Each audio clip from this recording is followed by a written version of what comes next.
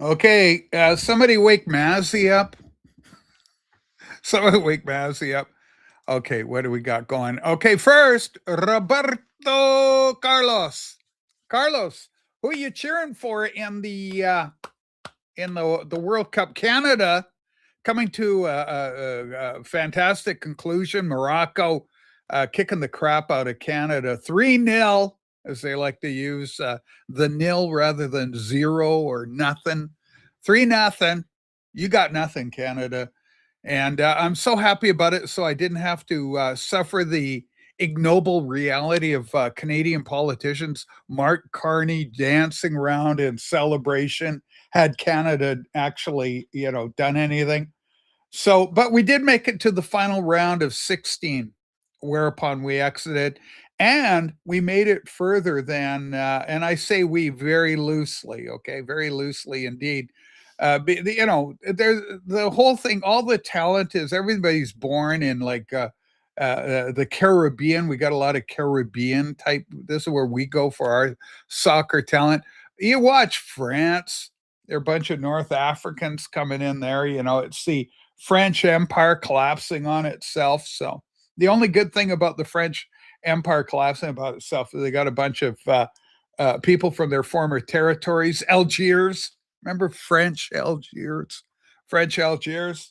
that sort of thing.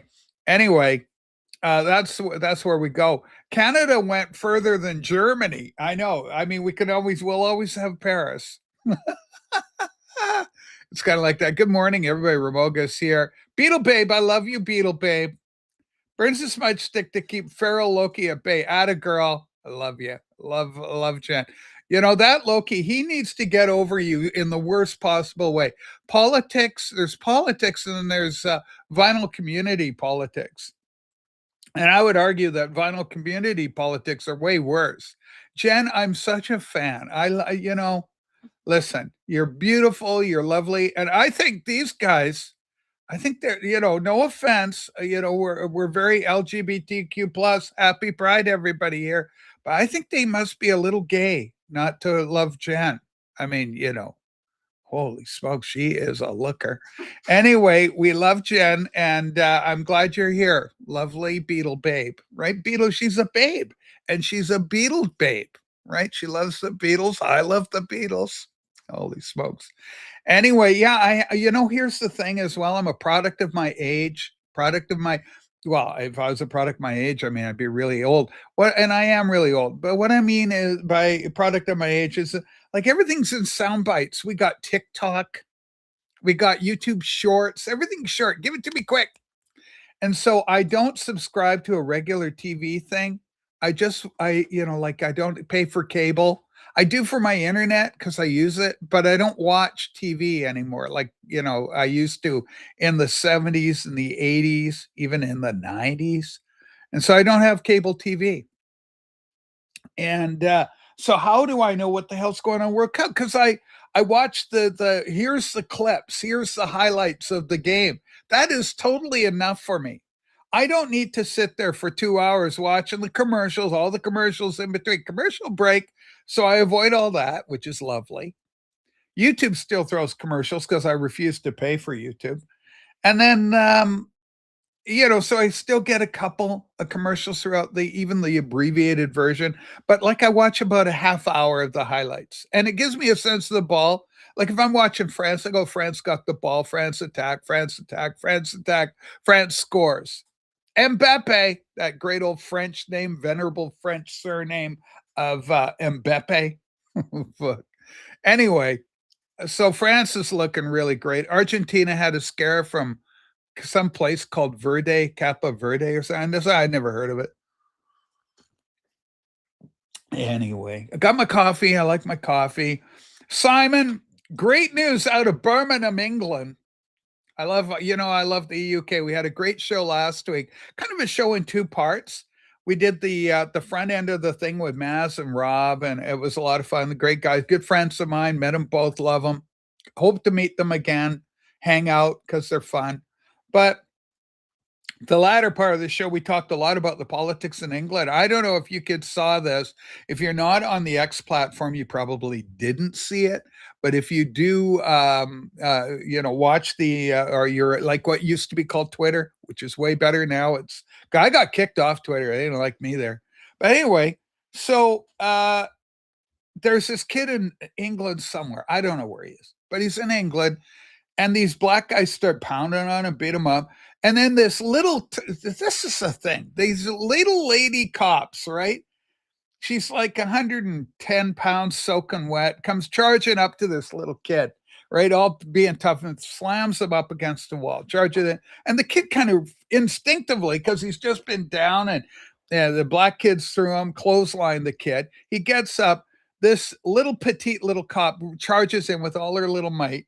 And then he's about to lay her out, and he would if given half a second. But he realized, holy shit, what the fuck's this little thing on me? Yeah, it's like a little, pit bull or something, tiny little midget poodle. And so he stops immediately. Anyway, so the cops go, don't share this video. We want justice to prevail. Yeah, you motherfuckers. Anyway, it turns out the kid's completely innocent. The cops have now, because of the pressure on X, and everybody shared the video, people like me in Canada, I'm aware of it. And now we know what the hell's going on. And this kid's complete victim. And the Birmingham, or I think it's Birmingham, the Brummies in Birmingham, 6-inch pianist may be able to help me out. But anyway, they realized they were wrong, and they had to fess up and go, the kid's a victim of an assault. And he's completely innocent of everything. Of assaulted by cops too. Cops are absolutely horrific in England. I pity you, people in England. If Mr. T was around to talk about this incident, it's pitiful. And then England, it's getting worse. YouTube, the BBC. Oh, I love this one.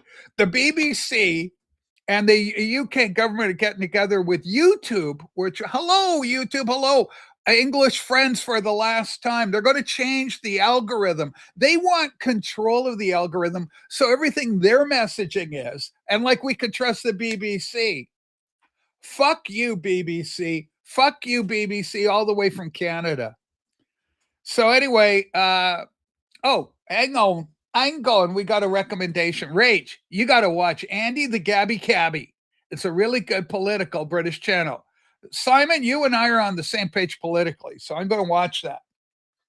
Sue, look for Andy Gabby and get her now for me. Get a link to it. Yeah, I want Gabby Cabby. Okay. Okay, what's this? Roberto. The USA and FIFA, ladies and gentlemen, have introduced cooling breaks to get revenue from commercials. It's Oh, I heard about that. You know what? They did a graph on it and the tempo of the game and who's leading and who's winning and who's doing what. Ladies and gentlemen, this kid's here. He's a rock god now. Make no mistake. This kid's like my beloved David Donnelly, Joey Kelly, Angela Kelly, all my rocker buddies. Louis Golden, he's up there. This is our newest guy. We're going to talk to him up here in today's show a little bit. So we'll get him up here in a little bit. Preemptively block their channels for showing up in your feed. Yeah, that's horrible. Anyway, the stuff Sue puts up with. Listen, Williamson. I'm a Williams. You're Williamson. Nice. Fuck you, BBC. I second that emotion. Attaboy. There's my pal. Love you, 4D. Love 4D. I'm a big 4D fan. Anyway, so I was so happy to see the police step back their thing on this case. Seems like a nice lad. And, that's the deal. Okay, I'm going. Let's see. Joel's here. I love Joel too. Joel is an out and proud. Get this, ladies and gentlemen. Joel is an out and proud. Happy Pride. Happy Pride, Joel. Rachel, the main Joel's like, Joel, you're fantastic. Here you are, out proud guy. When am I getting you up here again? When am I getting Project Gemini? I got to promote you in a little bit too, son. God. Rachel, are you still doing the intermittent fasting thing? Kinda, a little bit, not as Fast from lunchtime to breakfast. yeah, I finish eating as soon as my lunch is done, I'm done eating, but I have allowed coffee into the diet. So I do have coffee throughout the day, I don't worry about it because the weight's all under control, everything's groovy. I did gain 10 pounds in 4 months because I was eating pistachios and then they were too much. Then I got into popcorn buttered and that was too much. So I got rid of that. Lucky Jackson. Lucky Jackson in the house. Fanboys for McCartney. I'm not. I'm Lennon all the way. I'll admit to being a fan trans. Have you heard of trans fat? That's what I was before I did things. Cheryl's here. We love you, Cheryl. How you doing? Hope the good. I'm happy. Everything's good. I hope you're doing good. And Amanda's joined us. So we love Amanda too. Good to have everybody here. And this, happy birthday, America, the greatest nation on the planet. I love America. Do you know, we got a guy named Gad Sad. He's a Jewish guy out of Montreal. And he's moving stateside. He's moving his whole family, but it's going to cost him like a fortune. The Canadian government, in their infinite wisdom and corruption, are going to take, I think, 60% of everything he owns that they did nothing to build, but he did. And it's just crazy how they punish him. You can put pistachios in a sandwich if you have strong teeth, but it also comes in a paste. My teeth are good because they've all been fixed. I got gold fillings in the molars and stuff. I was like that. My dad always had a little bit of his front tooth had a kind of a gold crown around it. It was framed in gold, let's say. That was always a good look for dad, dear old dad who's departed. Anyway, Eddie Perez. We love Eddie. Eddie, thanks again for the movie recommendation of the non-Akira Kurosawa. It's nice with other things, not on its own. A sandwich needs things. That's true. Anyway, God bless America. Happy birthday to the greatest nation. America really is the greatest nation. And, it's you got yourselves a republic, America. If you can keep it, you got to fight it. The Democrat Party is really interesting right now because they've got kind of an internal turmoil thing going on with them. Have you guys noticed, guys and gals? Speaking of gals, speaking of good-looking, beautiful ladies, this one right here, Raging Tomato, and Jen are the gals I could have been if I had been born with another X chromosome. I needed one more. God didn't, in His infinite wisdom, didn't throw me one, but that would have been fun. Go shopping, talk about boys, have fun. But anyway, it didn't happen. So we're stuck. We're stuck here talking about this shit. But you know what I love? I'm having a renaissance with my beloved game. There's pictures of me. I showed the Patreon gang on Friday. I showed them an old picture of myself dating to 1976. I was what the hell was I? 18 years old. 18 years old in 1976, year of my grad. And but there used to be a company, and they're still in existence, I'm happy to say. But I buying up all this old stuff. Look at this, Combinations, the heart. Come on, focus. There you go. Combination heart of chest, bought secondhand. Irving Chernev, an old grandmaster from days gone by. But these are by the great American company, Dover. $450 in the USA. This came out around 1960 or so. And then this guy, I like this chess player. And this is Sigbert Tarrasch. And I love the cover. Like these books by the Dover company. I bought this in Seattle when I was down in the States. Oh, I'm sorry, kids. There you go. Focus. Anyway, Tarrasch's great games. And this is another one I owned a long time ago, and I rebought it. The Treasury of Chess. So this tells the history of the story. Notice Fred Reinfeld's name coming up a lot on these old things. And then I bought this just yesterday at a used bookstore. 1958, The Art of Chess. This is by James Mason, not James Mason, the incredible actor of Hollywood fame, but James Mason, an old-timey guy from the 1800s. He wrote this book originally in 1895. This is a revised version that came out in 1958. This thing came out the year I was born. It's freaking old. I'm old. A 68-year-old book, but it's still together. And these things were built to laugh. Boy, oh boy, I love this. Anyway, love this. And then I got this off Amazon, brand new, a brand new Dover republication of Morphy, Paul Morphy, the American genius. Tortured. A lot of these chess players, they kind of go a little wacky. You could do a whole study on wacky American and global chess people that go a little wacky. Chess, I don't know. It just, maybe it attracts a certain psychology. I don't know. But I'm happy playing chess right now and having so much fun with it. And I'm over on chess.com. I played a couple of guys here. Always appreciate it. Rach, you do a great James Mason. Thank you, Finstag. Listen, LaFond, Leland, when are you coming on my show? I've never had you on my show. I need you on my show, man. I want Leland up here. I've never had him on the show. It'd be a great thing to meet you this way. Because you're in partnership with what? Is the In-Groove? I love the In-Groove. Mike Espo, one of our best. Okay, let's get the link out. And I want to do a promo bit here. And ladies and gentlemen, I'm so thrilled because my friend John, our own beloved Dagon's got an album out. Okay. I've already ordered mine, Dagon. Send it out. I bought the digital for some reason. I bought the digital, I bought the CD, and then coming later this year, I guess he's got the album. I'll buy it too. Oh my God. Anyway, nice to see everybody here. Sarah, if you want to come on up too. Tell me what you and I haven't talked for a bit. Sarah's like the only person I like coming out. She can come up in any form. She can come up as an avatar. Look at you. You're all big and shiny like I am. But you got the sun. Look at you getting through the blind. You can see you got blinds there going. I know. Two streaks of lightning. You grease lightning.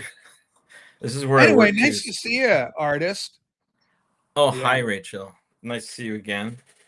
Yeah, a little bit of both of us, Joe, quite frankly. And you haven't been up here in a while, too. You should get up. There's a link. Anybody wants to hit on it. I won't stay long. No, you can stay however fucking long you want. Nobody cares. You can hang out. I'll just go feed the ducks. Yeah, whatever. I mean, just hang, right? Hey, Raven, how you doing? I'm freaked out by this auxiliary native art cup. John's got his own fine self there. Holy smokes. If you want a John cut, because now he's a bit of a big deal, right? He's a rock god. So, John, tell the kids what's going on. I don't even have my Bandcamp open right now. I'll get you a link.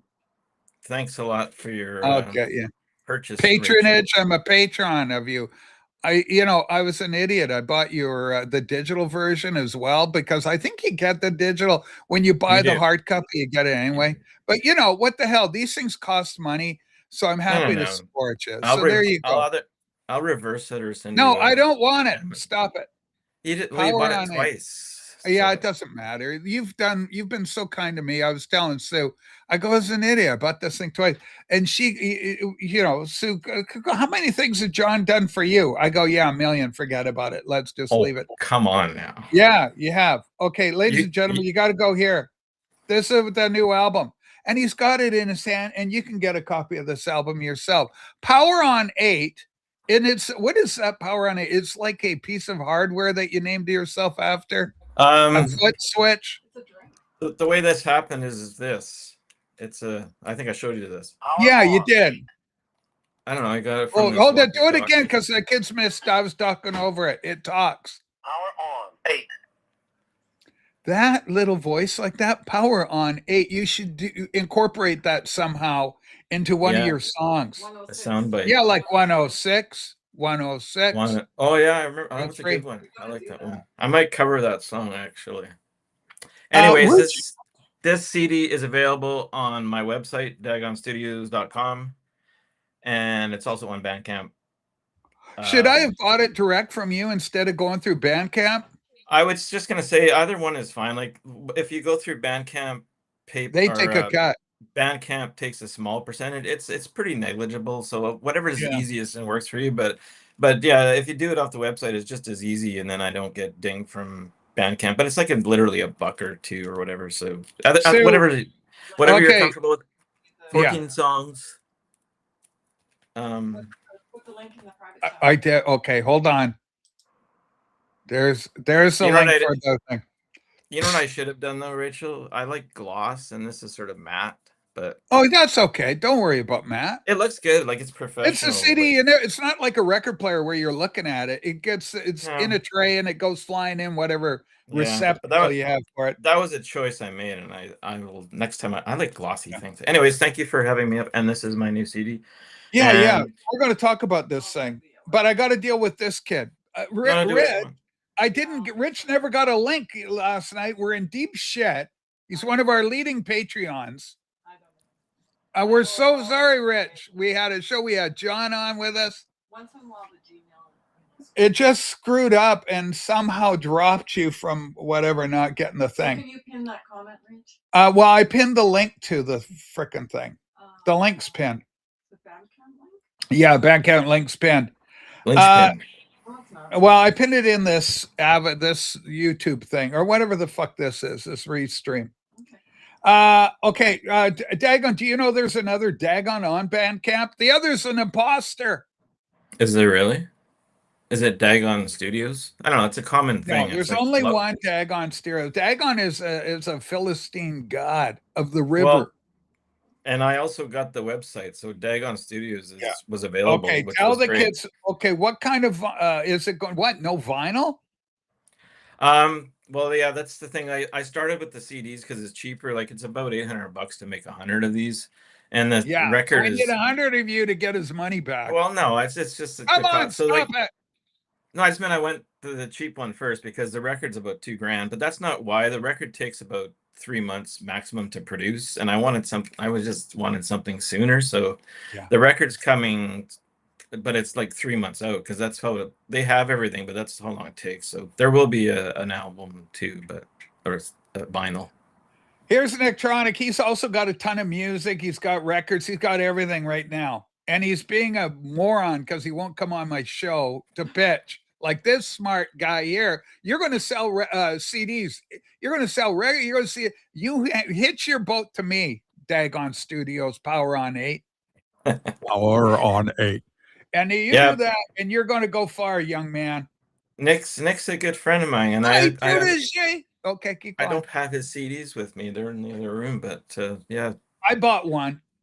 Okay, AV Room, Chris. Chris, did you get your record present? You won the prize, First Boy on the Moon. Chris, let me know that you got the record. Okay. By the way, some nice tattooing. He got a tattoo going with a pretty little girl on his arm. I saw it on the Instagram. Chris, did you get your record? Chris wants to know, what kind of music are you doing there, Dagon Studios? I don't know. How do you describe it? I would call it kind of like weird, kind of poppy, psyche stuff, but it's kind of very structured like a pop songs. They're like, verse, chorus, bridge, blah blah blah, which was all kind of new for me in a way. Not really, but most of my life I've been playing jazz music and jazz bands and stuff. So it's kind of a departure from what I used to do, but it's more fun. Look at Johnny's all in the light stripes. I know, it's really annoying. I hate these Venetian blinds. But anyways, it's sort of okay. Yeah. It's sort of just like poppy kind of stuff with like catchy things. A lot of it's very kind of drony because I use a lot of alternate tunings that are very open drony kind of things, but it's different. It's weird, lots of alien references and strange things. So okay, I got it. I reviewed it on my channel. Thanks for the tattoo compliment. Yeah, I noticed the ink, man. You young people know. John, have you ever got ink? Have you done ink like to be cool like some of the other kids on the block? I haven't. I mean, it was either like when I wanted to, I didn't have the money because it's not. What about a Power on 8 one? I was just as you said that, I was thinking that on my butt. Yeah. All right. And Sarah, do you want to be yourself or do you want to go into your avatar? You can do either. Okay, here I'm going to bring her in. Holy crap. We're getting the full Monty here. Unbelievable. Hi. Look at you gorgeous. I just woke up and I was like, whatever. So you have me for 1 cup of coffee. Girl. I got the dogs handled. I'm situated, and I was like, Yeah, I gotta screw it. I'll go marry you. downstairs and jump on because I was like, I always come in Avatar. I'm like, whatever, we'll just come down. Okay, I properly mirrored so we can read your beautiful cup and your beautiful. So Oh. I'm so glad to see your channel is doing great guns. Mhm. You know, there was a big hiccup with that Orthodox Baptist, whatever he is Andrew Wilson character. Orthodox. Yeah, whatever it is. He's yeah. Greek Orthodox. We know what he is. I'm just Yeah. playing around. Or I'm calling him a Baptist or look, come at me, Wilson. You son of a bitch. Anyway, here we go. Sarah, so there was an upheaval at the time. Now the dust has settled from that. I peer in, I should say hello more, but I peer in and I'm watching and I go, this girl's doing great. She don't need nothing from me. She We don't just need nothing went. from what me. You're doing we- so good. We just went to Vegas so I could moderate this huge debate out there, and with the digital social hour, digital social hour podcast. It's like a 1 million sub show. Holy shit. Yeah. Yeah. So I took my team out. The guys did great. I moderated the debate. They really liked us so much that we're going back at the end of July. Whoa. So. Oh, really good, Sarah. I Mhm. mean, fantastic. I'm a big fan of yours. I just love you. Oh, and a huge shout out, ladies and gentlemen, my friend Bex, Mr. Beckham, he's having a birthday. So one of the other ladies that I love, there's you, there's Beetle Babe, there's so many of the lovely gals we have. Amanda's here with us. Nancy, my friend Nancy, who watches the show. We got so many great ladies. And DJ Trish, great. But tonight on Danny After Dark, Beckham's birthday. I think he just turned 21. I just like saying that. Whatever anybody turns, I just go 21, because you're street legal. You go in and have a beer or two.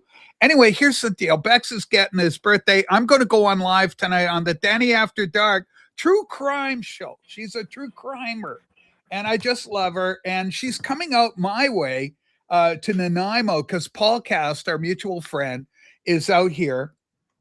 And when is that Danny show tonight? Before. Tonight on Danny After Dark, it's the Beckham birthday party. I'm making a point to be there. I gotta be there to support. I watched it before. You were on before, right? He drops by here every now and then, and I have been on before Danny After Dark, and I've had her here too. Anyway, we're friends. And so I'm happy to support her and do the whole bit of the whole thing. Scott Wheeler, Hollywood, Mr. Hollywood, I love him. Scott's here. Hey, what was the subject of the debate, Sarah? It was Gary the Numbers Guy was the main feature. So it was a 1v10. So he did 3 prompts. It was numerology, Trump, and I can't remember the third one now. But the third one's not important. So you should mention Trump. So numerology, right in. No, wrong. Numerology gone. Trump, yay, 100% all in. Great. So that's 2 debates solved right there for you, Sarah. Oh my God, Vegas is beckoning to me. Yeah, it was fun. The guys did really great. I was really proud of them. I brought our Andrew, a good Andrew, Dragon Fist TV, Admiral Gibbs, and Shaman Omar, and all 3 of them did so amazing during the debate. Andrew especially, that was the best work I'd ever seen from him, and I was super excited. So we're actually going to review it Tuesday night, but if you do want to go see it in advance and see how awesome we did, it's over on the Digital Social Hour podcast. And it's the Gary the Numbers Guy 1v10. It just came out the other day. Can you grab that link for us? It's a digital, what do they call it? Digital Social Hour? Digital Social Hour. Yeah, we're going to get the link. We're going to get that link, and then we're going to throw it out here for the kids. So Sarah, it's so great to see you. And of course, Danny After Dark, she represents, she's the great state of Massachusetts, with all the S's in there, with the Massachusetts. I was going to come up, but the Rotten Tomatoes here. Well, Rob, you're welcome. Come on here, Rob. Don't be, listen. Rob. Hi, Rob. I love you. I can move over. I can move off and Rob can come No, on. John, shut the hell up. He didn't That's how much say, I like Rob. Listen, stop it. Read the room. The guy is not going, oh, I won't come on because Dagon's here. He's going because he can't handle a real girl. Rob, you ever kiss a real girl? I didn't think so. Come on, man. Come Anyways, on, Rob. You got me in my. You yeah, got me in my look, natural, swollen morning, bright-eyed, bushy-tailed, you have no non-bright-eyed, idea. bushy-tails. Listen, okay, listen. I'm gonna you of all people, moderator, professional out there in a boot, the Canadian pronunciation Boot. out there in the boot, and We don't you're say out there. that. What? I We don't say don't. that. Yeah, I know we don't. But anyway, here's the deal. But it's fun for comedic effect. But here's the Yeah. deal, Sarah. In the male psychology, they don't care. The girl wakes up, she goes, "Oh, I look like a bag of cow turds." They go, True.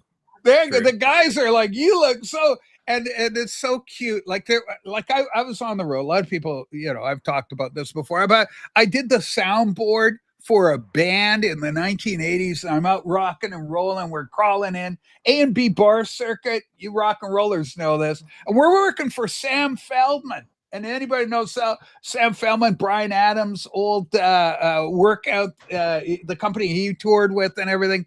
A big promoter gig, right? Feldman Productions, right? Mhm. And he owned all the bars in Alberta and British Columbia, okay? It's like the mob. They've got their interests controlled. Anyway, so we're out touring around. We're doing the thing. And we come in, and one of the strippers was the most gorgeous stripper. Her name was Whisper. Now, Whisper was gorgeous, drop dead. But now, me being me, I've always been kind of me, and which is kind of redundant. But anyway, I'm saying it. I was gonna say, what else would you be? Well, what else could I be but what I am? Rachel can be many things. I could be many things. It's true. I can be Like James I could be a could be right blue. asshole. But anyway, here's the deal. So beautiful Whispers there, and she was drop dead gorgeous. Hell of a cocaine problem. And she was a little crazy because she started masturbating while we're watching a movie. We're all in there after the show, just stripper, right? So she's feeling horny. She's had some coke. And so she's starting to pleasure herself. So I turn around, I go, Whisper. I said, we're watching a movie here. Can't you just wait? She's totally stark naked she's not under the covers. She's just out there. You can see everything, outlines and everything. Left nothing to the imagination. No, it doesn't sound like it. So that was beautiful Whisper. But here's the deal. I feel funny now. She gets up in the morning. It's okay. It's a normal reaction for a man. So here's the deal. She gets up, she wakes up, and she has no makeup on or anything. She's so cute. Just this little baby face kid, right? Without all the dramatic makeup she's wearing in her guise as stripper extraordinaire. Anyway, so there she is. And I want to know the person. Okay, you're Whisper. I don't care about that. I go, who are you? Like, I wanted to know and meet the person beneath this cocaine fog. And and Good so luck. she told me, and this little baby face girl, she's all of like 21, right? And she's just baby. And she goes, Hjordis. My name's Hjordis. My real name's Hjordis. And I go, you're adorable. And I go, Hjordis. I go, that's who you are to me. From now, you're no longer Whisper to me. You're beautiful, Hjordis. And you like the girl. You want to help her and protect her and everything. And then stop it, Rob. Holy smokes. Rob, I love you so much. I missed you, baby boo, and all your witty banter. That is what the universe needs more of. That was for you, Rob.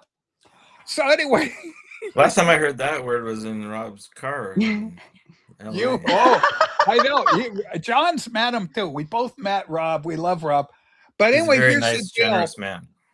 Okay. Hey, Donnelly wants to buy your treat, John. Help him out. Get your record out there to the UK. Oh, yeah.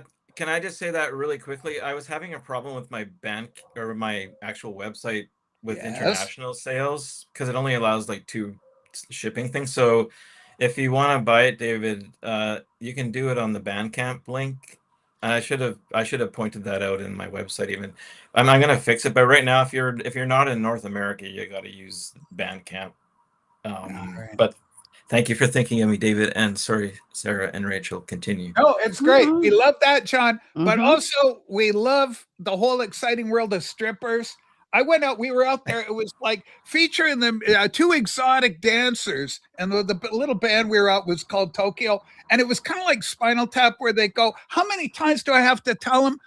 Puppet show second, Spinal Tap first," because it was featuring Puppet Show and Spinal Tap, and we were featuring two exotic dancers, which was Hjordis Whisper and Mhm. Sherry Champagne. Now, the interesting Sherry Champagne. thing about Sherry Champagne. Now, the thing about Sherry, she was interesting too, because her boyfriend was Wilson, who was a drummer for Mitch Ryder and the Detroit Wheels. So here we are, we're in Vancouver, British Columbia, Canada, and her boyfriend, once upon a time or something, he was already ghosting her before we knew what the term was, and he didn't want anything to do.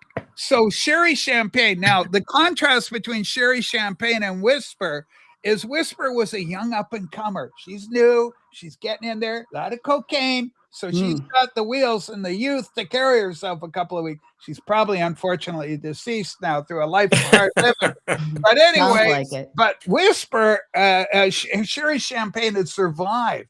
So it's like 4 o'clock in the morning because, you know, you finish the set. It's 2 o'clock. Good night, everybody. Drink them up. We're closing down, folks. You know, so 2 o'clock in the morning, the band shuts down.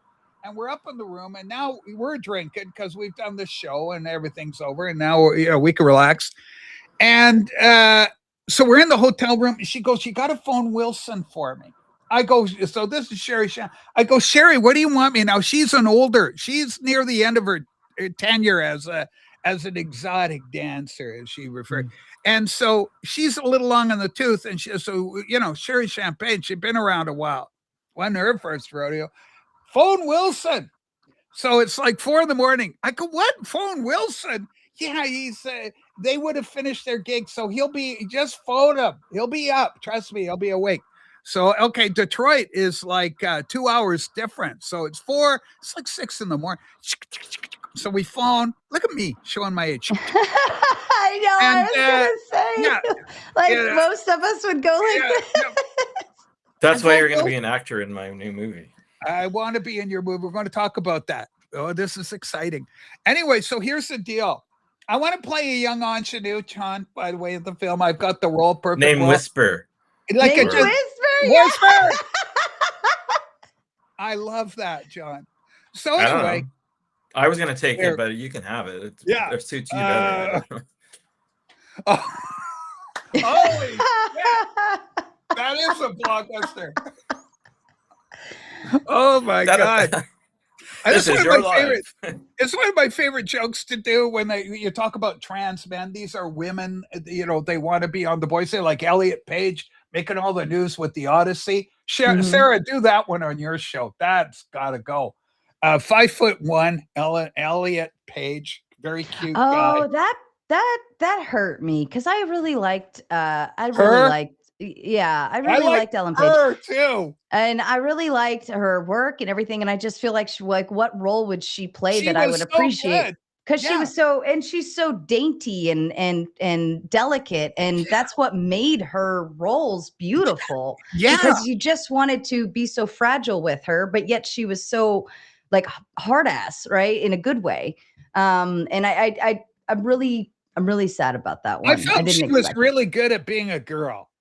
Mm-hmm. I thought she'd done girl good. Now she's a 5'1" petite little soldier. Mm-hmm. Good to hurt you, other soldiers. Anyway, I got bigger muscles. Sue could take her. Him. Elliot wouldn't stand a chance against little Sue. 5'4" dynamite. Anyway, so the thing is, so I got on the phone with Wilson. Okay. Wilson. And so I go, "Hello, is Wilson there?" And you hear "Oh," and I go, "Hey, Wilson." And I go, "Is this Wilson?" He goes, "Yeah."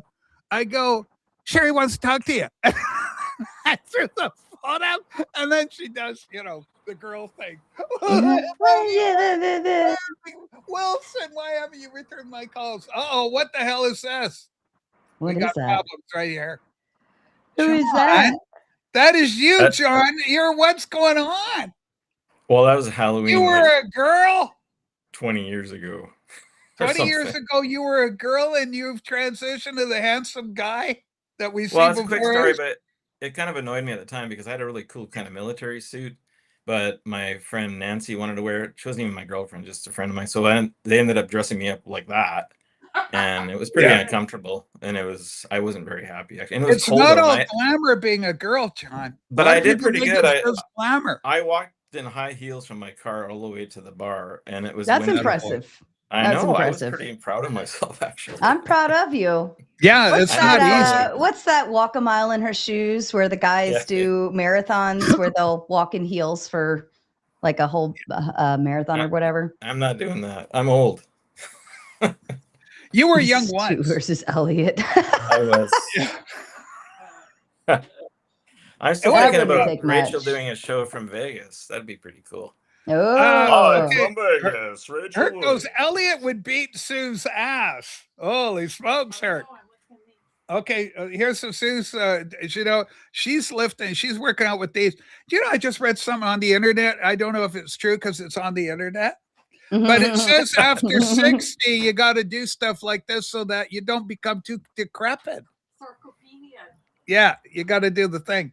You know. For Oh, I tired wanted to bones and ask whatnot. you, Rachel, for your is this because I noticed when I tuned in on the show that your camera quality is just amazing. Ooh, yeah. And I don't think we Bro. get this visual with StreamYard. I feel like it like does it kick out at 1080 or like for restream to Yeah. YouTube?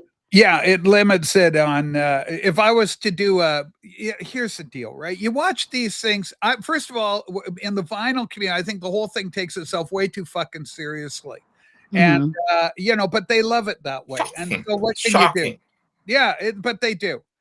But I do like I like a professional camera bokeh, it's called, right? It's the blurred background.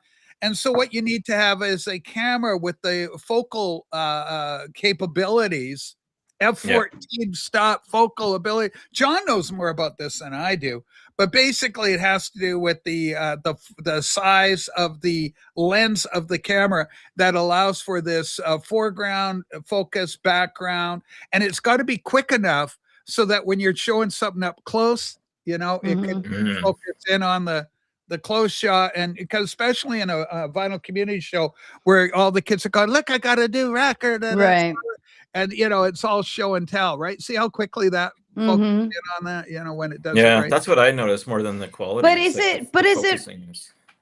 it Restream that's pushing it out better? Because I have StreamYard and it pushes out at 1080, but I never feel like the quality comes through at 1080. What kind of camera? What do you got for a camera? Canon EOS. Okay, the Canon EOS should be doing exactly. Good, that's a high-end camera. That's full frame, right? Okay. My own suspicion is that Restream it does a better picture.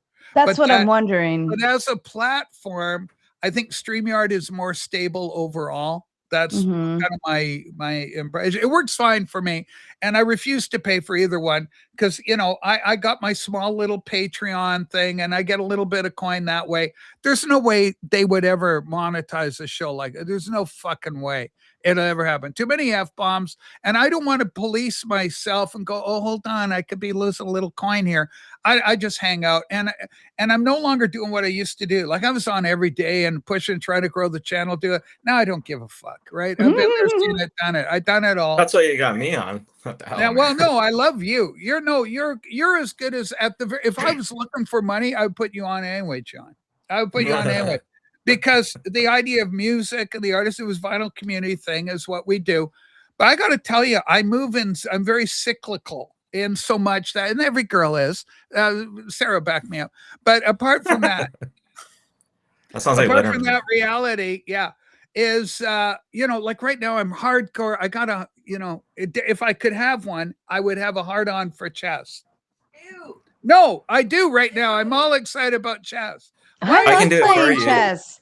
It's like my favorite. It's a euphemism. I would say playing chess would be my most favorite memory with he's still alive, but like my most favorite thing when I was like 11, 12 with my grandpa. He legit sat and taught me chess, like in a more strategic way. I knew how to play it, but he kicked my ass enough times to make me good at it. And it's one of my favorite pastimes as a child. Do you want to, I'll tell you one thing right now, because I'm a genealogist. I love genealogy and stuff. If you got any grandparents still alive, get them to tell you about their parents, because there's going to come a time when they aren't there anymore. That'll be your great grandparents that they're talking about, and it'll give you some insight. Where did you guys grow up? What was it like? What was your favorite thing to do as a kid? What did grandma like to do? Or, your mom, what did your mom and dad, or dad, sometimes it depends on the grandparents. I swear to God that my great grandparents on my mom's side, I swear to God, they were mob. Like looking at the picture now, my great grandpa was a pastor at a church actually out in, I think, California. But the picture of them, I'll send it to you. The picture of them, I swear to God, I'm like, if they're not mafia, I don't know what is. Like, I think everybody looked like that back then, though. My grandparents have photos. They look like they're gonna take someone out. Okay, hold on. Well, we could find this out pretty quick. So we got the Irish mob, the Jewish mob, and the Italian mob. So you got to be either Jewish, Irish, or Italian. Which one? You got the Italian thing? I know we have Irish, Scottish, and it's the English that got kicked out and sent to Australia. Yeah. Those guys. Rachel. Yeah. And she kicked my ass. In German. But I think on my mom's side, I think it's the Scottish and English or something. I don't know. Or maybe I forget which blend is blended. But yeah, I'm going to find you this picture, Rachel. I'm going to send it to you. You can bring it up or whatever, but I got to find it. But I swear to God, they're mob. But yeah, I actually, it's funny because we have a group, thing or something where they have all of this information, and my grandpa and grandma have told us a lot of stuff. Even my mom's told me a lot of stuff.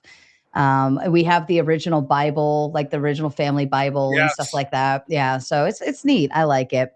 Yeah. Because frequently in once upon a time, people had the family Bible, and then they'd write, Billy got born on this day, and they'll put the birth date, and then they'll go, so-and-so got married here. And there was room in those old Bibles for all that kind of lingo. But boys and girls, any of you out there watching the program right now, if you have a grandparent that's still with it and they're, intellectually, they're still there, you ask them about their parents and stuff. You'll be glad you did when you reach a certain age. And it gives you a pathway into the past. You got to know your roots, kids. Know your roots. Know where you're from, where your people are from. And it goes a long way to explaining a lot of the values and things you have.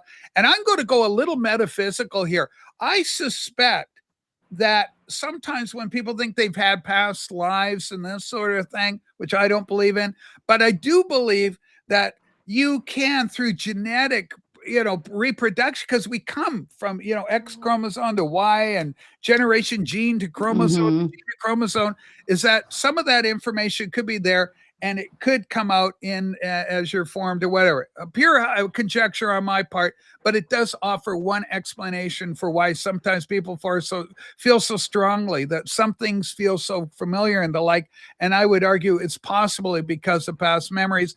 There have been some interesting psychological experiments along this line, done with mice and done with bees and done with various other creatures and humans. But, we're all made of the same atoms. We're all, as Carl Sagan said, stardust. I sent you the picture on Insta, but have you heard because we've talked about this quite a few times over on my show, the mouse universe, 25 or something, or 75, I don't know, whatever number it is, where they ran this very specific experiment on mice, and how they eventually became more and more degenerate and did absolutely nothing. And it's if you compare that versus what's happening now, where all the food was provided, there was no nothing that they had to do, and all of these different things. And they eventually just the mothers stopped taking care of their babies. The mice separated. There was like Holy useless, shit. Yeah. useless mice. Like the male mice were just useless, and they stopped fighting each other because they had nothing else that they needed to do. It's a really, I forget what it's called, but it's like Mouse Universe number 27 or something like that. But it's the most craziest concept, and I swear we're in like the pit of doom with what happened to the mice, and we're on the verge of just becoming nothing, pretty much. Oh It's boy, crazy. oh boy. Well, okay, that's great for mices. I hate them Mises pieces. But the thing is, for us human types, right? We're made in the image of God, so we have great potential. And I would argue that he's got plans of his own to set up his throne when he returns. For Christian people, it's all about God, Jesus Christ, salvation, and hope and a future prosperity and not calamity. And thy will be done on earth as it is in heaven. So we're all with that. Ladies and gentlemen, it is my privilege to produce for our collective edification this great old photo. Let's go big with it. Okay, so who are we looking at here? What are This is my great grandma. Wait. Oh, hold on. Take your time. Take your time. Now I can't even remember it's great grandpa Floyd and great grandma Bessie. Bessie. Yeah. Okay. Floyd and Bessie. Floyd. There's a good gangster name. That's what I'm saying. But to me, they look straight mob. Like their facial expressions, their outfits, like everything. And the fact that he was like some preacher at a church. And I'm just like, I don't know. Like my theory on churches is money laundering. Oh my God. Like I have a whole theory on why churches are churches. And a lot of it is reduced down to like mob money laundering. I swear to God. Wow. Well, no, but you're right about that. Like in the 1980s, you're so young, you wouldn't even be around.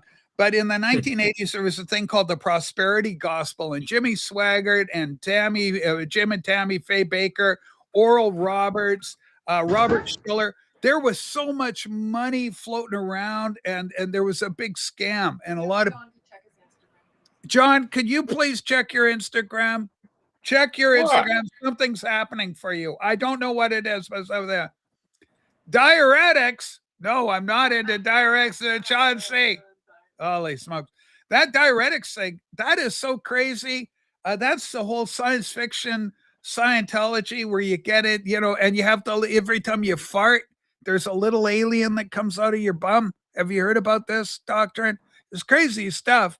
It's almost as crazy as Mormonism, Church of Jesus Christ of Latter-day Saints. That ain't my jam either. I don't know about this money laundering thing. You know, like the Joe Smith.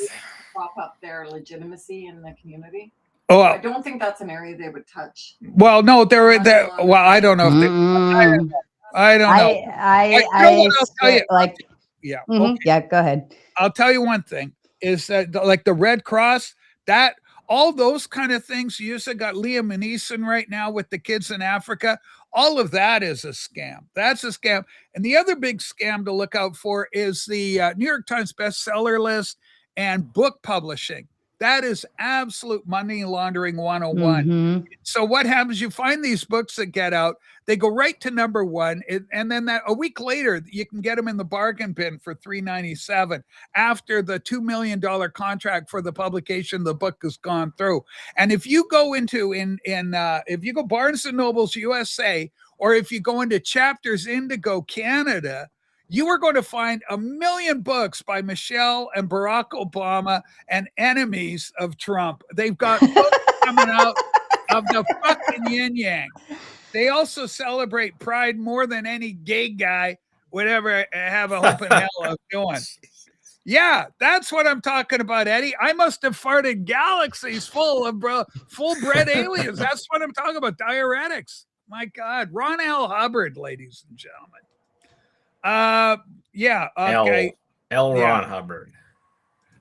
George Carlin said, "Why is the Almighty so good with everything except money?" There you go. Every celebrity children's book ever.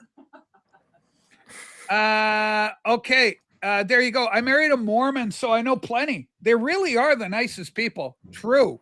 Weird bull scripture in the basement of temple, notwithstanding. I agree 100% with that, Joel. I have a lot of Mormon friends. My favorite professor at the university level was, in fact, a Mormon elder. He was like a bishop in the Mormon church. It's big. The weird thing about the Mormons, too, they got a lot of weird shit going on apart from their holy underwear.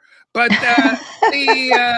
like if you join a Mormon church, you can't just go to the church of your choice. You can't, hey, I'm going over here because this is the one I'm grooving on. I feel led of spiritual insight to go here. You go, no, you're in region 7. You got to go to this one. You're you're relegated. This is your thing. It's like homeschool and grade school where they go, what? But you know, look at this thought. Look at this thought. I know of somebody who has what's called like an international religious church. Yeah. Okay. Doesn't have is an American citizen, doesn't have any American bank accounts, like no American address. Everything is just international. Like, you tell me that's not money laundering of some degree or some way to get beyond the red. It like every time somebody tells me about a church, I'm like, money laundering. Look at the big box. I call them big box churches where it's like the big non-denominational. They have like a rock band pretty much during church service. You know what I'm talking about? We went to a church like that. Yeah. Okay. So, but like they're big box churches, they do all of this stuff. And to me, I'm like, no, they are selling you exactly what you want to believe. Yeah. Like, oh, we're feel good this, we're do good that. They set everything up in such a structure, but it's all a church. So there's like the government can't touch anything, right? And then you hear all of this stuff about the lead of the church or whatever having planes and wearing fancy stuff. Yeah, like blah, blah, blah. It's so obvious. I mean, that you're so right, Sarah, but that is obvious. But that's the old fleecing the sheep game. You know, give me all your money and all this stuff. You can't serve God and mammon. The Bible says clearly about it. Choose one or the other. Choose to stay whom you will serve. Here's the other one. We got this. Holy underwear is weird. What about holy cannibalism of Catholicism? Well, that's the doctrine of transubstantiation you're referencing there, Scott. That is not held by traditional churches. That doctrine comes out that the Eucharist is literally the body and blood of Jesus Christ. We don't believe that. The Catholics, for their bit, have an undue fixation on Christ crucified. Even though we preach Christ crucified, it's the fact that Christ is crucified, buried, resurrected, and coming again. And so it's the power of the resurrection wherein lies our hope. If it's just crucified, a lot of people have been crucified over history, but it's the fact that this guy, they couldn't keep a good man down, and so the resurrection power is there. But yeah, I don't believe in the doctrine of what is called transubstantiation, and that's that. So that's weird too. I don't buy it. But the Catholics have added a whole bunch of shit over the years, over the millennia. That's problematic anyway. Yeah, my fave religious scammer, Ernest Angley, Rob the Waxed, and I like to do our. Can you say they? They, this sort of thing. And we've had Amy Semple McPherson in LA. First of all, anytime you get a big church coming out of LA, that's going to be a problem right there. That's your first red flag. Any big church coming out of LA. Okay, so we got so much going on. Oh, let's talk Tucker Carlson. Great comment here up above. I saw Tucker mentioned. Rachel, you lost Tucker Carlson. Tucker finally woke up. Tucker's being paid off. I'm going to tell you about Tucker Carlson. It's not that I lost Tucker Carlson. Tucker Carlson lost me. That's the way to look at it. No, but here's where he's at. Tucker Carlson, Candace Owens. Candace Owens, another nut. Absolutely fucking nuts out there. But these people are getting paid off, and we're finding out where the money's coming, and it seems to be flowing in from one place. It's known as Qatar. And that's why you're getting the anti-Israel rhetoric coming there. There's a lot of anti-Semitic rhetoric coming out of Tucker Carlson. And Tucker Carlson's been caught lying, directly like said, where did I say that? I didn't say that. And you can go see the video where and they've got the quote where he goes, quote, and they've got a reporter from CNBC or one of these entities, and they got him caught on tape, going boom, saying one thing and the other. So he's a flim flam man. That's an old timey term for a con man. And so Tucker Carlson's all in for the money. That's all he's about. Same with Candace Owens. Be careful who you follow. I'll say it again. Be careful. You know, I was when I was in Vegas, I went on Brian Shapiro's show, and it's so funny because I told him beforehand, like, I have no opinion on politics. You don't want my opinion on politics, and he's like, oh, we'll work through it, whatever. And I'm like, I don't want to talk politics. Then, of course, I go on his show, and the first thing he wants to do is talk politics. And he irritated me so much with this fact that I had to, and what you're talking about is exactly what I mean. Like the politicians, the bull crap bullshittery between all of them, it's all one big hocus pocus, WWF, like straight fighting each other, drama oriented, exposure, like how can we manipulate the general population to make us do what we want? If you minimalize the federal government, the state government, and put them back down where they belong, this bullshit with Tucker Carlson, Candace Owens, TPUSA, all of this crap wouldn't be happening because they wouldn't have the power to do it. So like it's all a show. It's all a show. If you sit back and look at it, and that's what irritates the shit out of me, is people like fall into this trap of, oh, our politicians, are we supposed to hate Trump? Are we supposed to like this person? Are we supposed to do this? Like, oh, they said this bad thing. Oh no, it's all done on purpose to make you feel that way. Like, when will these people get it? Well, people get manipulated because what happens is that we lived in a trust society with a social contract that was generally agreed upon. That social trust has been broken. It's really broken in Canada. It's being challenged in America, and it's being controlled by interest. So we'll follow the money, and in many cases, just follow the money, and it'll tell you the narrative that they want you to fall with. Here's another compilation of Tucker, and you can research this yourself. It's all out there. And the contradictions are at once obvious and upfront and one-to-one. He says one thing, he says another, and it's all there to be caught. There's a record there. Okay. Hi, James. You can, okay, here we go. James Byers. I love James Byers. You can be against Israeli leadership and policy without being against Israel, folks. Absolutely 100%. You're so right, James. But this is beyond that. What this is a reconstruction of everything, so that you've got Tucker Carlson saying that Hamas has been villainized, that Hamas as an entity is villainized, that they're being called terrorists. He goes, are they terrorists? Maybe they aren't terrorists. Well, the fact that they blow shit up and kill innocent people is an indication, in my book, that they're probably a terrorist organization. Tucker Carlson notwithstanding. So you've got a lot of this. There's a lot of challenges within and without. Okay, hold on. What's going on? Afternoon, Rachel. Sorry I'm late, but as there's no leadership in the vinyl community, ended up getting lost on the way here. What the hell, Jabe? That's Jabe. I love Jabe Barnes. I thought that was Mazzy. Church, we love Bobby. Okay, well, we can take you. Are you kids ready for a music break? We'll let John pick a song of yours, and we'll let it run. We'll play some music from Dagon Studio. Pick it off of what? Off your CD. Off your CD, so kids can go, oh, I love that. I want to get this in my house. We'll pick a damn short one. Well, I don't care. Just play the first song. Just play the first song. What's the first song? I don't know. I go Google the first song. Brooklyn Radio Takes. Brooklyn. I'm Googling it. Brooklyn. I want YouTube, John.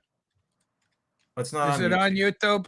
No, I don't have any of these songs on video right now. Oh, for the love of God, give me a video of yours. You do videos. Well, play that.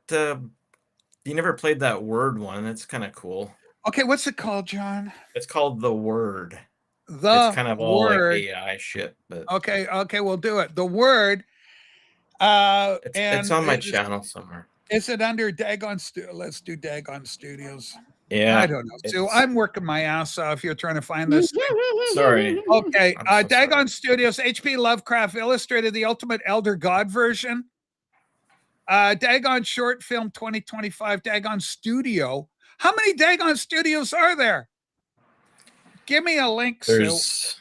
Give me Dagon Studios. Hang on. I got to go. It's just one He's word. trying to Dagon promote Studios. you. This is nonsense. It's Breon Gilson, The Eye no. Lilies. It Okay, says- he it came says the without a word. link. Good work, John. Dagon didn't- Studios. I didn't want Okay, to hang spend on. the whole show just talking about me. It's not the whole show. It's one moment in the show with the I want fucking to song. hear it. Okay. I've been sitting here all Okay, excited I waiting got to hear it. something. Wow. Okay, I got a detergent commercial to go through. Oh, okay. Hang on, I did that got too. the That was word. my. Hang on, we're getting advertising for John. I've given you a thumbs up, John. Okay, Oh, hold wow. on.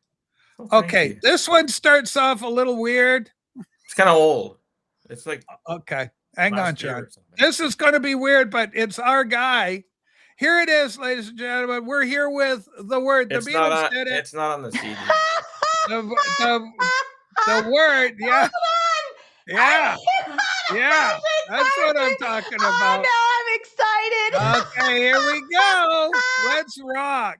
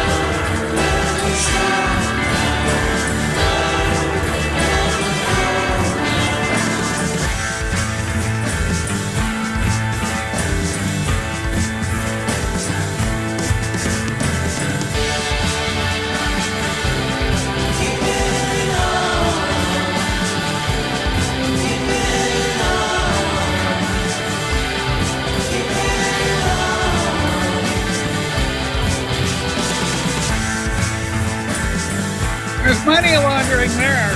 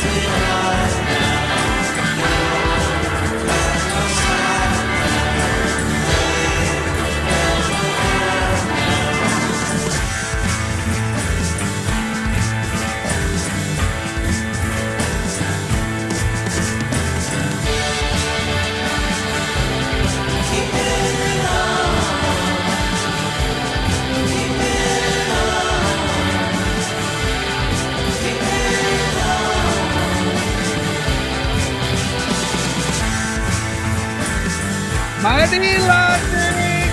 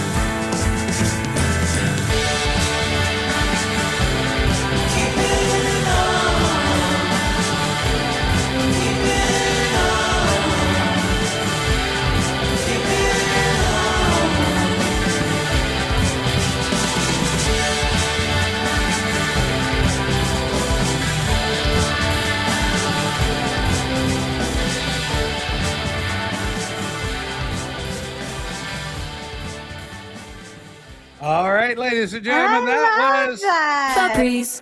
Febreze. La la la la. Febreze. That was our good friend Dagon Studis' latest tennis called The Word. And say the word and you'll be free. Will you be free? That kind of was like, it was, to me, it was like Tom Petty was tripping on acid and made a song. That's what that reminded me of. I loved it. That was very like the music was very easy to hear, right? And roll with. It was good. Yeah, it's a bit long. I mean, I did that one quite a while ago now, but yeah, the video's fun. I like the ending because I look really pissed off there. Like, okay, you're an angry artist. You want to be one of them, kind of like, you're going to be Axl Rose. Jump in the audience. He's got a camera. Let's beat him up. Yeah, pretty cool, Dagon. Pretty cool. Okay, so you got a psych vibe going on. Does the new album have any psych elements to it as well? Yeah. There's a bunch of stuff on there. There's a bit of everything on there. There's some slow songs, there's some fast songs, there's some really psychedelic songs. Yeah. The Bloom song I did release before, and you actually played it on your show. That's the third song. So that one's pretty bizarre too. That one's also there. Now, you know what? You remind me a little bit in the same vein as the artist Ariel Pink, who does kind of, a lot of psych elements in his. If you listen to Ariel Pink, I don't know if you know Ariel Pink at all. You check out Ariel Pink. It's kind of interesting. Yeah, there's some similarities there musically. To me, it falls within the same genre, I would say. You are in the vein of what's called Elephant Stone. Elephant Stone. Okay. That makes sense to me just based on the name of it. What is Elephant Stone? It's a band, it looks like, or a guy that does, or a gal who's stoned that does an elephant kind of thing. That's nice. Yeah. Okay. Anton LaVey, spelled LaVey wrong, but I know who you're referencing. LaVey and the Knights Temple meet Aladdin. Aladdin Sane. Ooh, you'll love Aladdin Sane. Aww. Ariel Pink. He looks kind of like. Yeah, dirty. That's the guy. Well, go. Dirty. Did he say dirty? Well, I had a shower, actually. This guy looks like he didn't have a shower. I have not had a shower yet. Look, just go. Well, you're forgiven because it's a Stone Roses song, for the love of God. Stone Roses. Oh, yeah. Okay, they had like one album, the Stone Roses. Okay, Sue loves Ariel Pink. Okay, here you go. Yeah, this is what I'm talking about. Our friend John here. I saw Guns N' Roses open for Iron Maiden. Axl jumped in the pit in a fit. It was possibly a bad boy contrivance. So, John, I don't want, if you're going to be a bad boy, we don't want it to be a contrivance. If you're going to be a bad boy, you got to be a bad boy. Everything about me is contrived. I don't know. I don't believe that for a second. Those are as real as the day is long. How many times have we met now? We've met 5 times, I think. You and I have met more times than we care to remember. I know. We don't even met a lot of times. I know. Okay, Rach, does Rob know? He knows, and he's protesting today. We may get him a little later in the show. I'm happy. We get Rob every weekend. Okay, I haven't bought I didn't buy a record off Rob for about a few months, so he's probably mad at me. So, okay, Stone Roses, 2 albums, Rach. 2 albums for Stone Roses, though the second one is largely Arswater. Okay. Thank you, John. Man, I love you. That'll be the review for my CD. Holy smokes. Mostly Arswater. So, ladies and gentlemen, 2 albums. The second is Arswater. We got Anton LaVey used to have a new letter called Hoof Notes, a newsletter called Hoof Notes. That was funny. It's a newsletter. That's right, Scott. He's in out the window in Hotel California. Check out anytime you want. You can never leave. You can never leave. Yeah, when you open the gatefold on Hotel California Eagles, there's Anton up in the balcony there. Really? But he was a part of the scene, the LA scene and stuff. The Christians in the 70s, the born again variety, my peeps, we made a little too much of it, I think, with Anton being there. It was just part of the scene. It got a little crazy there. But they got a lot of they got a lot of pretty boys that they call men. Hotel California, you can check out anytime you want. but you can never leave. So I am Hotel so California, goddamn sick of that song. God. yeah, but what a vibe. What a picture it paints. Like what a story Yeah. it paints, right? A So million times over in my head. I know we all heard it to death, but it's still a great song, John. It's one of those records you go over to your friends in the 80s or 70s, and everybody had Hotel California, Peter Frampton Comes Alive, Yeah. and a smattering of others. Loggins and Well, Messina, and that's all. Yeah, they had. well, Loggins and Messina, that stuff doesn't have the legs that Hotel California does. The Eagles still got legs. They got legs. Yeah. I have legs. And you know how to use them. Dun-dun-dun. Top. Yeah, I love that. You know, I remember watching ZZ Top, The Illusion Meets Reality. They got the pretty girls coming out of the little ZZ Top mobile, and they're hot and they got legs. And the girl at the MTV Music Awards some years ago, she come out at the little ZZ Top mobile, but she lost her high heel. So she and then there goes her little heel. And so she's kind of stuttering and limping about. And you go, because you want her to strut. And you can't strut when you're lopsided. I know. I've people worn don't heels, know as I about that. mentioned.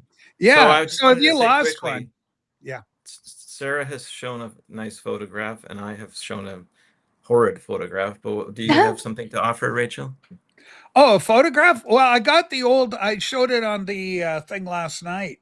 I know. So I I'll was show thinking. you. Okay, I got a picture. I got a picture. It's your show. I'm just asking. Look at you're helping out, man. You're helping I'm out. not This the is ring. I'm not the content. wingman today. I'm just a guy on the screen. Sarah, ladies and gentlemen, Sarah's reached the 1.5 mark. She's had more than that in times past. Like I say, the rebuilding is happening. Mm-hmm. Ladies and gentlemen, I'm always doing my research and stuff. I'll show you a picture of my grandma. Okay. Or this is my great granny. There's a picture of my great granny. This picture is worth the price of admission for today's show. Here's my great grandmother on my Indian side, my Indian North America side. Wow. That is my great grandmother. Her name was Marguerite Marie Meshaniwa Shiwa Maggie. They called her Maggie. Bird was last name Bird. So I just learned she wasn't. We weren't sure about the lineage, etc., about her, but through DNA analysis and everything, we can confirm now 100%. This is my great grandmother, right there, Maggie Bird, out there by the old log cabin. Those cheekbones, though. Those cheekbones. That's grandma, isn't that something? Do you know where was this? Maybe I missed it. That is out by Pelican Lake, what's called Pelican Lake in Saskatchewan, Canada. I'm Cree Indian. So but I'm also Dene Indian, and I'm also Kiowa or Kiowa Indian. And the Kiowa, because my 6th great grandfather was a guy called Old Louis Brazeau Kiowa, Old Louis Kiowa Brazeau. And he was like in the movie Revenant with not Matthew. Who's in Revenant? It's Leonardo DiCaprio. It's Leo. Leo's in there. And so when he fights the bear, when they fight the bear with Leo, he fights and they bury him, and then he finds his way back to Fort. He finds his way to Fort Kiowa, aka Fort Brazeau. Now today, if you were to go find and look for Fort Brazeau, it's under the waters of the Mississippi, whose banks have shifted and changed over the years from the 1800s. But that guy, when Leo goes there, he meets the factor. Is the head man at Fort Brazeau. That's my 6th great uncle, Joseph Brazeau, Joseph Kiowa Brazeau. So there you go, ladies and gentlemen, my great granny. But that's on my Native American Indian side. And I got so many. I mean, I watched these. I got so many relatives on reservations and stuff. It's unbelievable. One of my Indian cousins got murdered by the Picton pig farmer, the serial murderer in Chilliwack, British Columbia. Did everybody remember the pig farmer murderer? He's himself dead now. He died. But anyway, Clifton. Yeah, it was some guy named Clifton or something. Yeah. Jeff K. Myers. Marty is the biggest voice of reason in the VC. Correct. Absolutely. So true. So true. Okay. James Myers. My maternal great grandmother was born in the late 1880s in North Yorkshire and was called Emily. Now, I love that because Yorkshire is the pride and home of my beloved, my protege, Spring Hill Jeb. There's no such thing as a bad boy. Okay. Boys can do bad things, but the boys themselves, they ain't bad. They just little boys. Oh, And boy, no, that is my Jim. And he's a bright spark and he has a promising career coming ahead of him. And everybody should be listening to Spring Hill Jim's music. He's a drummer and he's really good. isn't it No. hard for AA to admit you have a problem? The If first you're a bad step boy. of AA is you go, you have to have the confessional. So you have to go, hi, I'm John W. and I am an I alcoholic. am a bad boy. Yeah. Whoa. I am a bad boy. What is that? You would say that is the first step? Prog Rock Tommy, go to bang your gong. Absolutely great lyric from T-Rex, the late great Mark Bolan. Oh We yeah, love Prog Rock Tommy on this channel. gotta love the T-Rex. Holy smoke! Yeah, is T-Rex one of yours? Hold on. Oh, there's a great Oh yeah, granny I love backstage. Mark Let's get Bolan, with a great granny. T-Rex. All right, there we go. Okay, so John, again, folks, we got a new album out. The name, where did you get the name for the album? What's the name? What have you titled this album? Mysterious Human Signals. Okay, what is it? Is it where does the inspiration for the title come from, John? Cut ups. Okay, Cut what is ups. cut ups?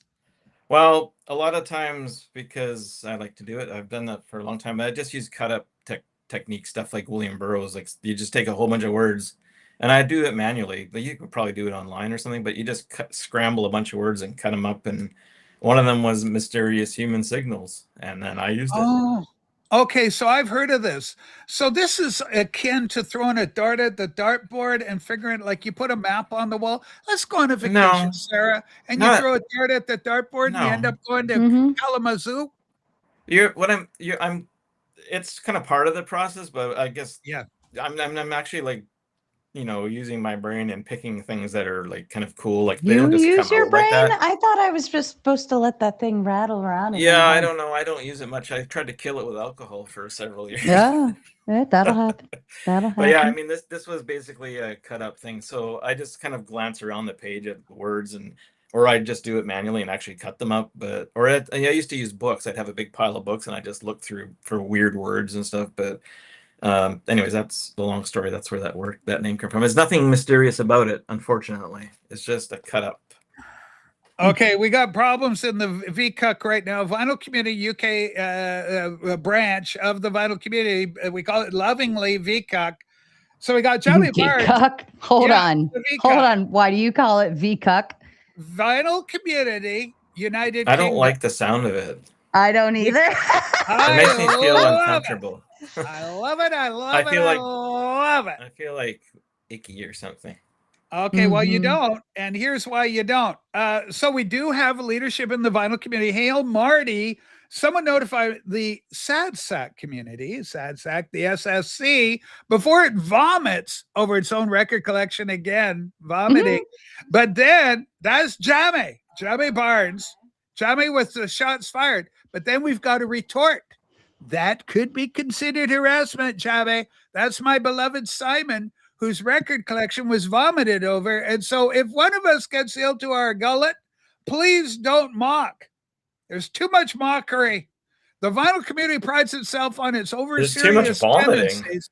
What's There wrong is with a people? lot. Tell me if you can't say something nice. There's a lot of upset Jamie, tummies. if you Can't say something nice, don't come here. okay, Hey, no, Jamie. whoa, he can come. Jamie. I want him coming. I know, but say something. Jamie, don't- come. Come on, Jamie. Don't. Come on, Jamie. Be nice, Jamie. Relax. Say, be Come to the encouraging. light. Come to the Come light. into It's the like poltergeist. Come Jamie, into the light. Come on. Now, There you where's Because Jamie? I'm not as easy as Holy smokes. Let's see if we can get 40 or one of the Brits up here. Come on, How England. many? Represent. people You're fit still on in the this? World Cup to the best of my knowledge. What do we got, Yeah. John? What's going on? I don't know. I'm just babbling. It's early. Sarah's Uh, gonna leave after her 1 cup of coffee, but I'm glad she did. Yeah, I'm out of coffee, I am right at I'm at the grinds. You're Oh, at that point. You're at shit. that point. Well, you I should just stay voted here on and get myself. more coffee, though. Yeah. No, 'Cause I'm my gonna- kids were already knocking at the door. This is Oh, I know. usually, Just I'm lock it. usually, You just gotta lock that thing. yeah. It's I don't easy. think it actually does have a lock on it, but no, I have to go. I was up, I tended to the dogs. The kids finally made their way out of their rooms. Well, I didn't want to now I precipitate your have to- leaving. I was just making a coffee joke. Jeez. Yeah. But I Now do need to Rachel's gonna be go. mad at me. All right. No, we're not mad at you. Sue, can we get one more time the link for Sarah's podcast, the one she was guest starring on? It's called The National Entertainment of Socialists. Oh, did you bring me coffee? Hey, see, that was Did you me. get a coffee made? That was all me. I did that. Coffee. Holy smokes. No, that means he wants my attention. That's what, right? Oh, Yeah, Oh my I see God. that face. But if you like debate, go over to the Raging Tomato. But if you like dogs and reaction commentary, and I will actually be painting a bedroom today on a live Oh. stream on the Sleepy Tomato. So if you like just me, go to the Sleepy Tomato. If you like debates and you don't like me, or you do like me, go to the Raging Tomato. There is a very different world in each one. you're gonna paint a room? I'm gonna do a live stream and I'm gonna paint a room while listening like, to this. Paint in your hair and whatnot. Go find Sarah over here. Go support. Please support independent content creators. We love Sarah. She's a good friend of the channel. She's a good friend of ours. She's a good friend. Yeah, But we love I love Sarah. you. I love you guys. Thanks so much for having me on. Yeah, and it was a lot of and, fun. It'd been too long. It was great to and see it you. was Daggett, it was such a pleasure to meet you. I really like that song. I think I want to go find some more later. So yeah. Well, thank you so much. Check out Mhm. Dagon Nice. Studios, ladies and gentlemen. And with the new album, What Dreams May Come, I've rebranded it because I Yeah. just think probably a better channel That's, name. that's excellent, man. Okay, yeah, that's a good All one, right. isn't it, I John? love you guys. All right, we love you, Mm. Sarah. Sarah, Raging Tomato, Mm. ladies and gentlemen. Send her love and subscribe to Sarah. Help her out. Holy smokes. And then Brad No, you're goes, stuck with when me. it comes to paint drying, this is the show. Right there, watching the Rachel's Ghost Show. But we have a lot of fun here. We love the kids. Sarah's gone. Rob, if you're still around or not gone to a record show or something, you're welcome to come up. Yeah, you're right, Chris. And Frank is thanking our producer for the link. So, John, was this a record for you a difficult thing to put together, or did it come quick and fast and easy? You go, oh, here's the hit, here's the song. I'm Picasso, and you just quickly put it out. It was like Sue mentioned on Friday. It took me about 2 months to put it all together. I mean, the music, and then that's pretty quick, I would say. I've got a whole nother album worth of songs that are almost mastered, but anyways, it was pretty quick. So prolific. Yeah, some people can do it. Like some people are very prolific. They can write a song at the drop of a hat and make it happen. I don't say they're all good bring up songs, the but wax. Sarah's got it safe now. Rob is foolish to have such a stance against our beautiful Raging Tomato. Richie started a second channel called Sleepy Rachel, where you just sleep on live streams. That's been done. We all know that's been done and been done better than I could ever imagine on other channels. You ever I see love that Perry Como bit on SCTV when he's Yeah, lying on the yeah. bed? Do you know I Rob like the the Wax? nightlife. Yeah, Mr. Relaxation, Perry Como. Do you know Rob the Wax hated that skit? Rob the I Wax think hated it's that skit. awesome. Really? Yeah. What's But to hate I about think it? it's great too. I always loved it. Perry Como, they bring him out sleeping and he's on the bed. And the other one was Crosby, Stills, Nash and Young, but it's Bing Crosby. Well, I love getting Simon. I love getting the V-Cuck up here. Give us a Patreon. We need patrons, by the way. They're afraid because there's two Canadians on one screen. It's kind of two Canadians, yeah, but I mean, I'm 1 foot in, half the other foot out. Well, I understand. If I was younger, I'd be in the States so fucking quick, man. I'd be out of here so quick. And you got to feel sorry. We were talking earlier at the top of the show about the UK. Do you know the government in the UK is going to take over the YouTube algorithm so that they only get the messaging out that they want? Yeah, well, we'll see. The UK's got a lot of problems right now. They're in a pressure cooker right now. Okay. It's nice to finally have a songwriter on screen with music that I don't have to pretend to like. It's a great weight off my shoulders. Well, listen, there's different groups. Like, I don't know why anybody wouldn't love First Boy on the Moon. That is just fantastic music. I mean, it is good. Do you like First Boy on the Moon, John? Do you like the music? Yeah, I was just watching one the other day with the it's got the Tron stuff with the Yeah. You did that. I You like- used that's a Tron good- as a That's a background. good song. I've listened to a bunch of it. Yeah, I really like. I think it's inspired stuff, and this album is the latest one. The compact disc community is growing. DJ Trish will be happy to hear that. Well, vinyl is one of the problems with records, ladies and gentlemen, is they cost you an arm and a leg. If you go out in Canada here and you go into the book bins, you're just trying to find, or the record bins, and you go and try and find a record, you are paying at a minimum $45 before tax. Yeah. And in this province, we get a provincial tax and a federal tax. So you're going to add another $13 on top of a $45 record sort of thing. Well, that's why I always say when I buy records off Rob, the Waxed, I mean, I'll buy a crap ton of records off him. It's actually almost, or maybe it is cheaper than buying stuff here, because even with the conversion and the shipping and everything, it's still cheaper. Like, it's insane expensive here, like you just said. So. Yeah. And then Raji goes, okay, I did forget First Boy on the Moon and Nicktronic. I love the fact that you enjoy Nicktronic. Now, we can't get him on here to save my life. Same with Finstag. But tell me about Nicktronic, because you like Nick as a guy, as a fella, and you like his music. Tell me about his music. We'll promo Nicktronic a little bit. Well, yeah, I'm not sure when I started talking to Nick, but quite a while ago. We talk almost every day on Instagram, but yeah, he's got a lot of content out recently. A lot of it's on Elastic Stage, which is out of the UK, but vinyl and CDs. But it's really cool. I don't know. I'm not really good at categorizing music. It's quite electronic, but he's got a lot of interesting elements. He's got like keyboards, and he's got a really cool couple of drum units and things like that. But it's really well produced and really awesome. Like I have one of his records and a bunch of his CDs, and I think you have some too. But I would just check. You got to check it out and listen to it, because I hate categorizing stuff. It's ambient music. Nicktronic Valiant is #1, so we got Paul coming in with a big endorsement for him. Ladies and gentlemen, I do have a Patreon, and I'm always looking for more support, more money, all this sort of thing. I'm just $5 a month. Yeah, $5 a month. It costs USD, and every couple of weeks I do a broadcast there. And it's an intimate gathering. There's not we got maybe 16 people or so watching. We hang out, but I would love to get your support financially. And also, I'm not as busy over here as I used to be.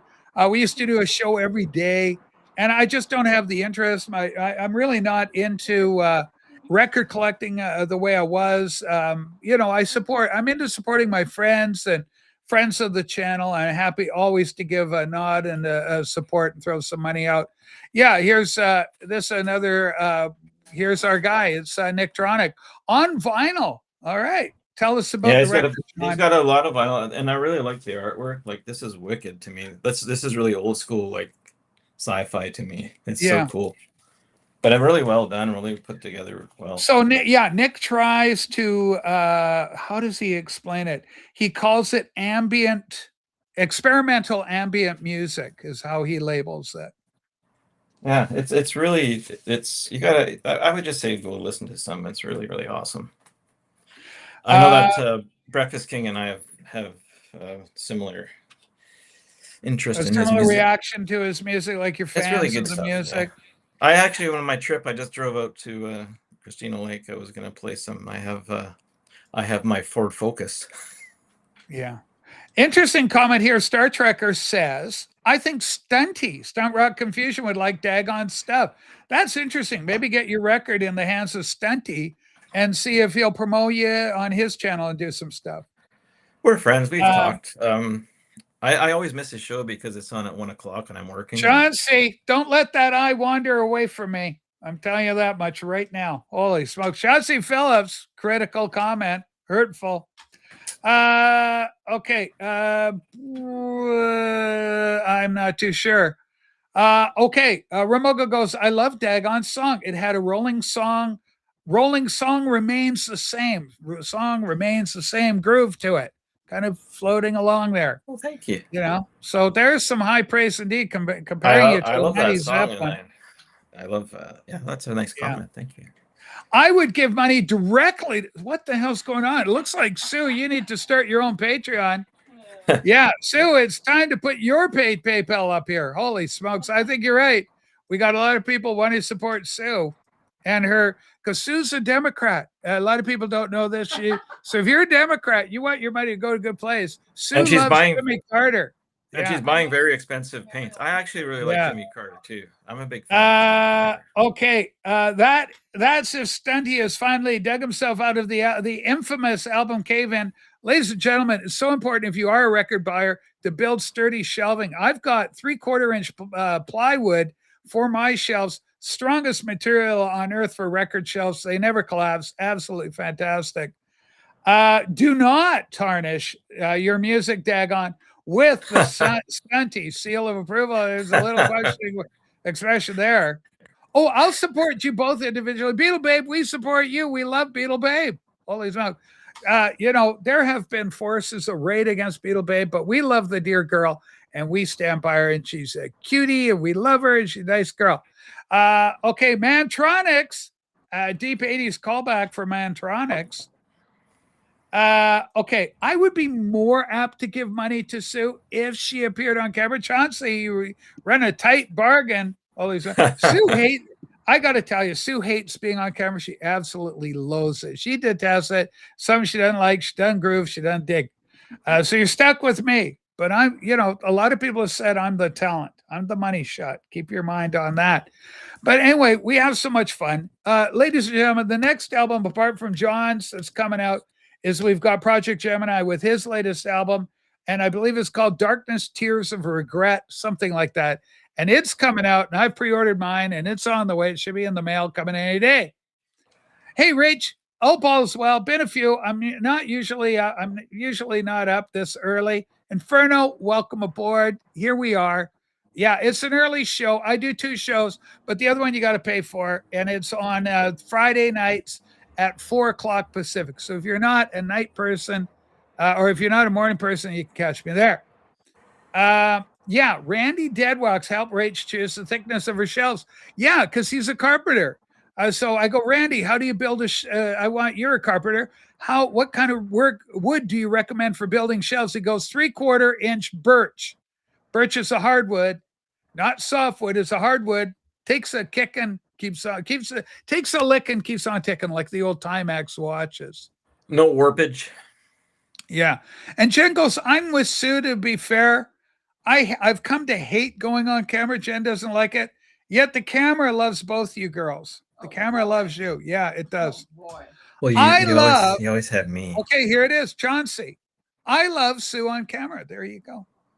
Well, thank you, Inferno. We're just glad you're here, man. We're glad. We like the views. Right now, currently with the program, we're averaging on average, we're in a lull for the program, admittedly. I don't expect much more. Once a week, we get about 1,100 views on average here, right? Which is still more than so many other. Did you just read that? Which one? Which one do I read? Oh, it's Star Power. Okay, what did Joel say? Hang on, Star Power. That's the only thing Brain Dead knows about, the thickness of wood. Is that the comment you want? I just thought it was humorous. Sorry. It's hurtful, John. What the hell are you doing? Well, you don't broadcast that. That is the kind of comment I would not put up. On my own, left to my own recognizance, I would not put that comment up. Well, Even though Joel, I like Star Power. Joel's funny. Look, he's funny. I like him. Okay. Okay. Star Trek. Does Primus and Sean Lennon play Winona's Big Brown Beaver together? I don't know about that. I don't know nothing about it. That is like the coolest video in human history, I would say. That's true. And boy, oh boy, I just love Sue so much. But, Sue doesn't like, here's another thing Sue's against. PDAs. You know what that is, John? The PDA? No, I don't. Are you into PDAs yourself, by the way, with Luann? It's called a public display of affection. Say you and Luann are out at the mall and you grab her ass or something like that. Just go, I love you, baby. Stuff like that, right? Happens all the time. Okay, Hillary Duff. I may kick in some more bucks on Buy Me a Coffee. I'll earmark that one for Scoozy. Scoo, yeah, you need your bucks too for all those expensive things. She buys paints. She's a paint buyer. She buys She's- expensive, she buys the best paints going. But I blame Joe Soren, the artist. Oh, Joe Soren, I looked at some of his artwork. He did artwork. He's done 3 album covers. Okay. Joe Soren. Okay. Yeah, I'm going to show you Joe's album covers. I want to get the album just for his artwork. Are they Joe better than Soren. mine? It's a Yeah. blurry picture. No, way better than yours. I'm sorry. No, it really is. Look, I'm going to show you. He's a friend. I'm trying to get him to come to my house to visit. We want to host him. I consider him a good friend. Look at this. Here's Joe. Yeah, This is Joe on the Joe. There he is. That's his artwork. Yeah, That is pro. Okay, so anyway, that's Joe. Here's his Wikipedia. Okay, he's born in thing. Okay, he's in Flagstaff, but okay, Joe Soren. Where's the albums he did? Album covers. Okay, you Rolling should, Stone. You were going Look to at ask this. him. He what did a cover charges. for Rolling. He's done work for Rolling Stone magazine, Rolling Stone Let's fucking see. magazine, The New Yorker, I can't. Northern afford that. Arizona, Warner Brothers. He's done, but What are they? okay, just sec. I'm going to get this because they're independent artists. Just hang on. I got to go home, and the artwork's gorgeous. One is like treacle or something, or tree. Anyway, just let me look them up. Okay, hang on, John. John, entertain, tap dance, do something. I love New York in June. How about you? I like that Gershwin tune. I don't know that tune. Okay, here we go. One is for a female solo artist. He did I think her 4th album, and so I'm just looking. Does Yeah, he have a Tweaker. charge out rate? I don't. Well, he'd probably, Okay, and okay, here it comes. Okay, here we go. Okay. Yeah. He did 2 albums for Tweaker. Okay, here we go. Hang on, I got to look for a copy. I got to go out on the interwebs. Bear with me. I want to show you this artwork, and I want this woman's album. Okay, here it is. Let's do this. Share this, ladies and gentlemen. Okay, the album is called Human Again by Michelle Mickelson. Okay, hang on. Let me do here. Okay, Human Again is the 4th studio album by the American singer-songwriter Ingrid Mickelson. There's the lady right there. Album released 2012, Kelvin 24, Mama Pop Music. First single of the album, Ghost, released November 2011. There's Joe's artwork for the album. Yeah, it's nice. I really like that stuff. Oh my God, he's so good. like Let the me colors. share this. Okay, can you see? Is everybody seeing this? Yeah, there Did you show go. this before? Because this is like, I think I've seen this. Or Well, listened you've to seen some his of her style. stuff. He does a specific style. But I mean, okay? that woman who's the album that I don't believe I've shown her album. I don't know. I Okay, recognize now- it. So cool. Okay, now I'm doing this. Hang on, copy. Now I'm going to do this one for you. And this is the other album. So Joe's extremely freaking talented. Okay, here we go. He also did this album cover, John, and everybody. Yes. Joe Soren, isn't this great? So because he's a friend of ours, I think we could probably, get something that you could probably afford. The Attraction to All Things Uncertain. There's the cover. Look at that. Well, you talk at to him, that. and I'll give him some money. It was the first solo effort from Tweaker. Chris Vrenna, formerly a member of Nine Inch Nails. Maybe you've heard of them, Nine Inch Oh Nails. yeah. Featuring vocals by David fucking Sylvian. Will Oldham is Shudder to thanks Craig Wedren. The track Micro-Sized Boy was offered to the Acid Planet community for remix, part of the Tweaker remix contest. Then they followed this up with Wake Up Call. And again, featuring art by the incomparable Joe Soren. He actually has had imitators. I've seen other people draw in this kind of style, but it's uniquely Joe. He's made it his own. This is Tweaker, 2 a.m. Wake Up Call, their second album. So these are 2 albums. I'm hopefully that these albums would be He's the OG, available. though. Yeah, He's the OG. he's the OG. He's our guy. First Boy on the Moon, we love you. David Pedrosia, this album, his latest is Demons. Please buy this album. I love this man. I love the man. but I honestly, sincerely love his music. And John, you're good. You're solid, man. But if it's going to come to that, I do prefer. I'm sorry. First Boy's going to take you out by a whisker. It's fine. Can you handle really that? Can your your massive ego, I know you artists are temperamental. No. The music is very personal, and I personally really like his stuff. I've listened to a bunch just yesterday. Yeah. No, I want to buy the record. I didn't buy the record. Yeah, ladies and gentlemen, I love buying crap. I'm buying a lot of chess books right now. They don't come cheap in 2026. Okay. First Boy on the Moon. Is there a way to get multiple items on your Bandcamp at just the one shipping charge? That would help.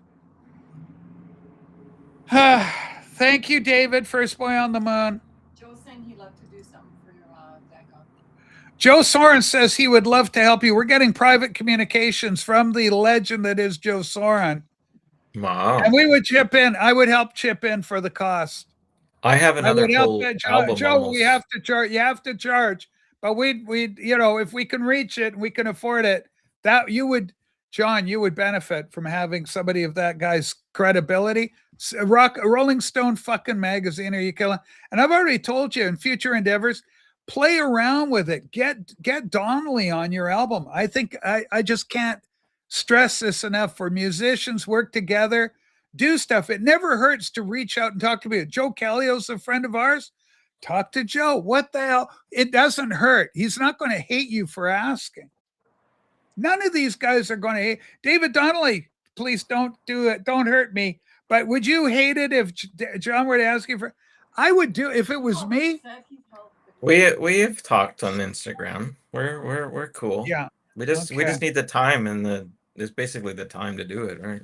Okay, now we're starting to hear from the UK. John, on your website, we're not hearing delivering to UK. Do I need to get King Charles involved in this snub to the UK? You got to put a line out. Hey, UK friends, please message me. We'll work out something to get stuff to you. No.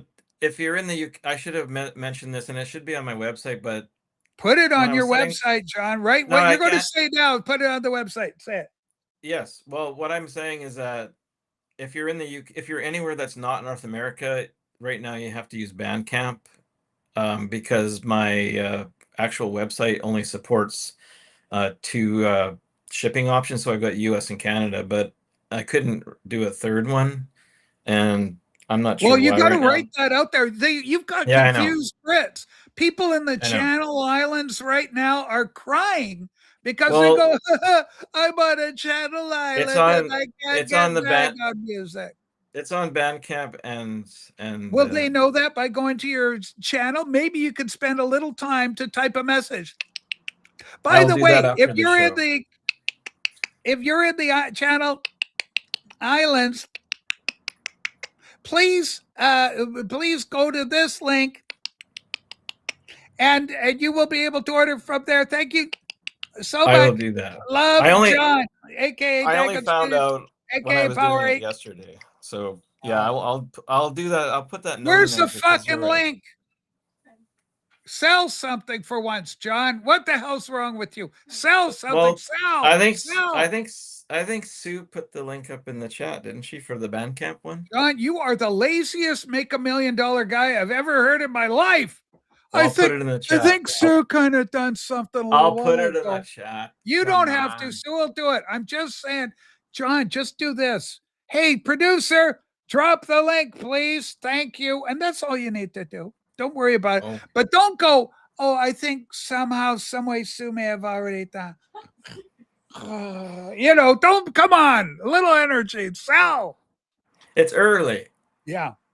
Anyways, yeah, that is, you're correct. I have to put a note on there because I just noticed that yesterday. So I love this thing. Bobby Fischer versus the Rest of the World by Brad Darrach. Fantastic chess book, masterpiece of New York, new journalism. Hey, 40, are you a chess player? Do you play? Let me know in the comments below. We've already had a chat about a collaboration. I'm well up for it. It's just time restraints. I'm recovering from the festival yesterday, for the love of God. I'm getting older. We're all getting older. We're all getting older, David. John, you need a PR guy, for the love of God. I do. Okay. I was supposed to be talking to somebody yesterday or today, actually, about Who in the VC? One of ours? One of our own? No, it's a person who used to be in the music industry, though related, sort of affiliated with Brian Jonestown. But okay, Sue, do better. Sue has got a link, but it currently just reads by Diagon CD. He it just looks like a plea rather than a link. yeah. Anyways, the Power on 8 is the Bandcamp. I have been searching for Bobby Fischer. That's the little kid, the little white Whitskund, whatever the kid's name was, the little guy, the little chess guy, who never ended up really maturing into as good a player once he got older, but he was a little wonder kid. I played very badly. I haven't played at all for 30 years. I probably beat you. I'm what's known as a strong club player. I'm a club player, but I'm a strong. How long were you kind of like away from it? Like did you ever completely stop for a while, or did you just...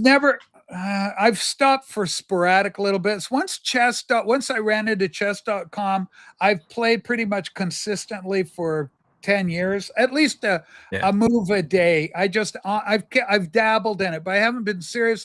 Haven't studied any updated openings or the new theories or anything. But now I'm doing that. Now I'm doing puzzles daily, so I'm getting stronger because I'm actually got my head into it. I'm playing chess games daily, so I'm working through Bobby Fischer's 60 Memorable Games, the classic. I'm working through Paul Morphy.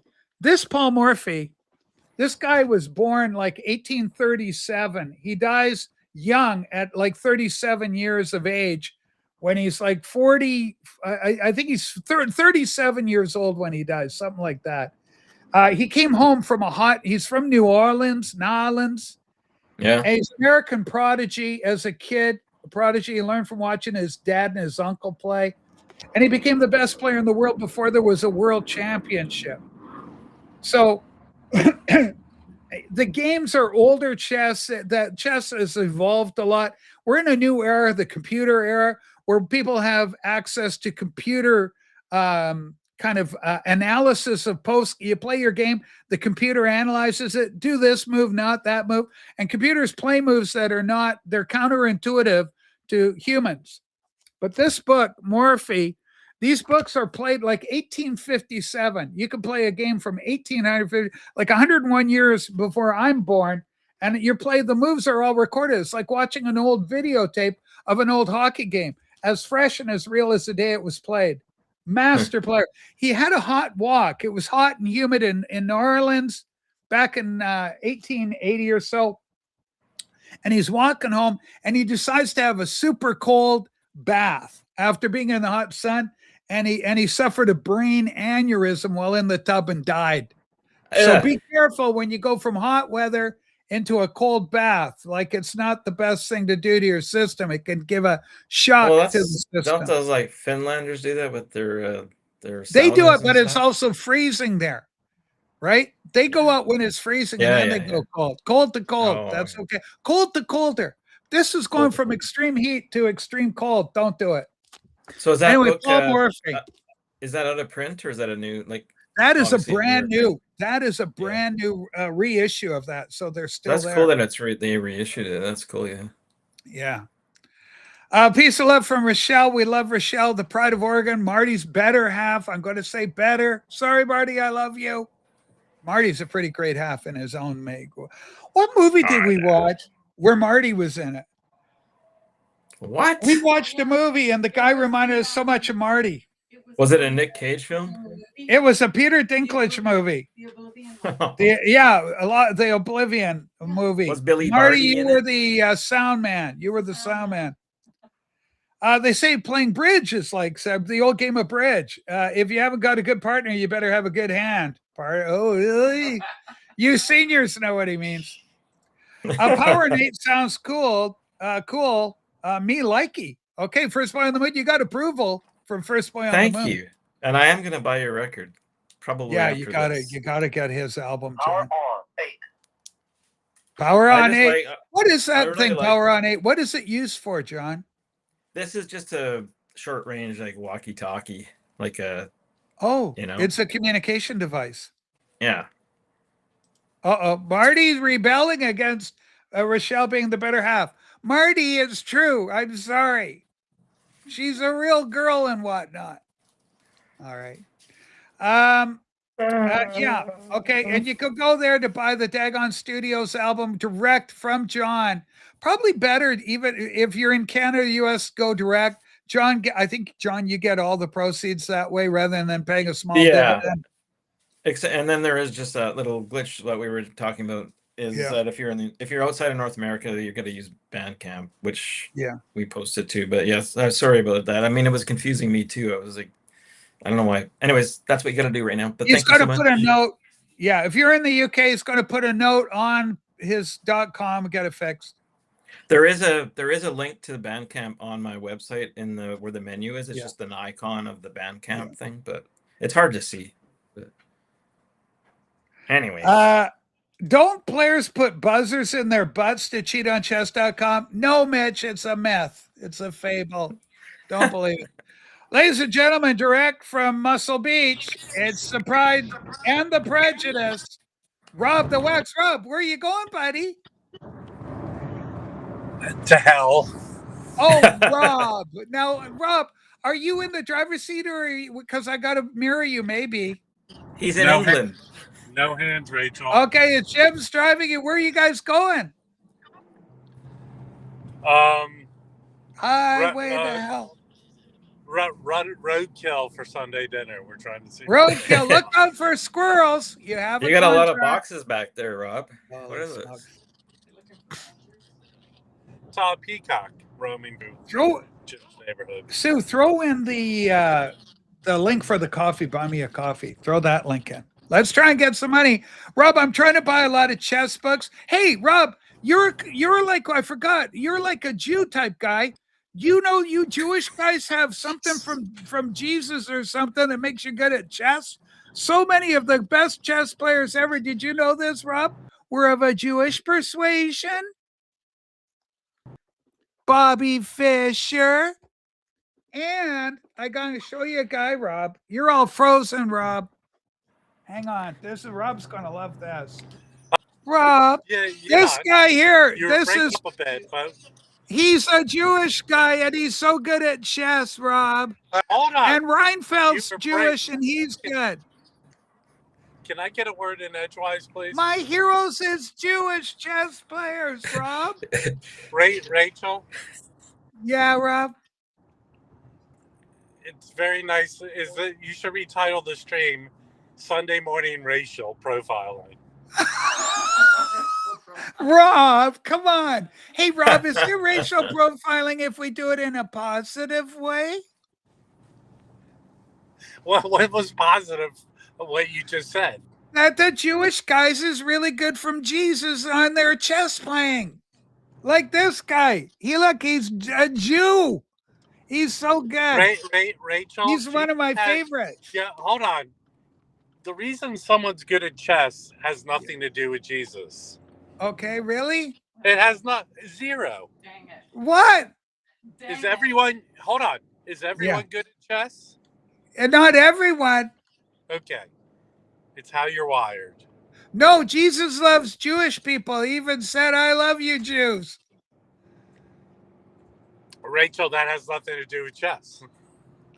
I'm all happy about this. Sorry, Rachel, I just spent all my coffee. That's okay. If you have no money because you went and spent on Dagon, that's acceptable. Rachel, go ahead, Rob.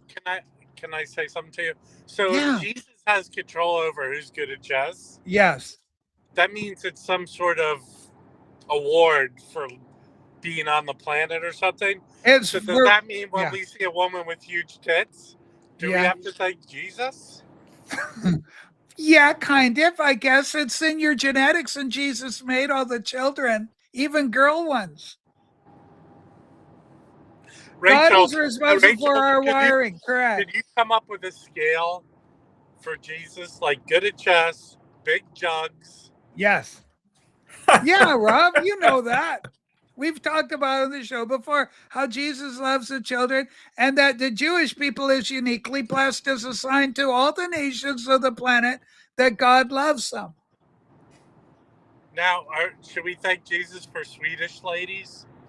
Yes. Jesus. Listen, Red. Okay. Okay, Rob. This might come as a shock to you, but I'm going to sing a song to you that will touch your heart and bring a tear.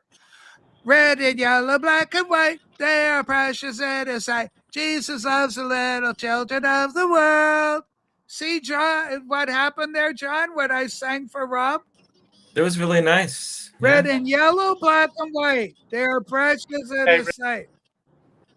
Can you see? Yeah, No, really Ted, nice. Jesus is a boy. Jesus likes boobs, but okay, what's going on, Rob? It's the big. Are you going through Death Valley? Ladies and gentlemen, this is Wax. He's going through Death Valley. Rachel, it's the Majesty.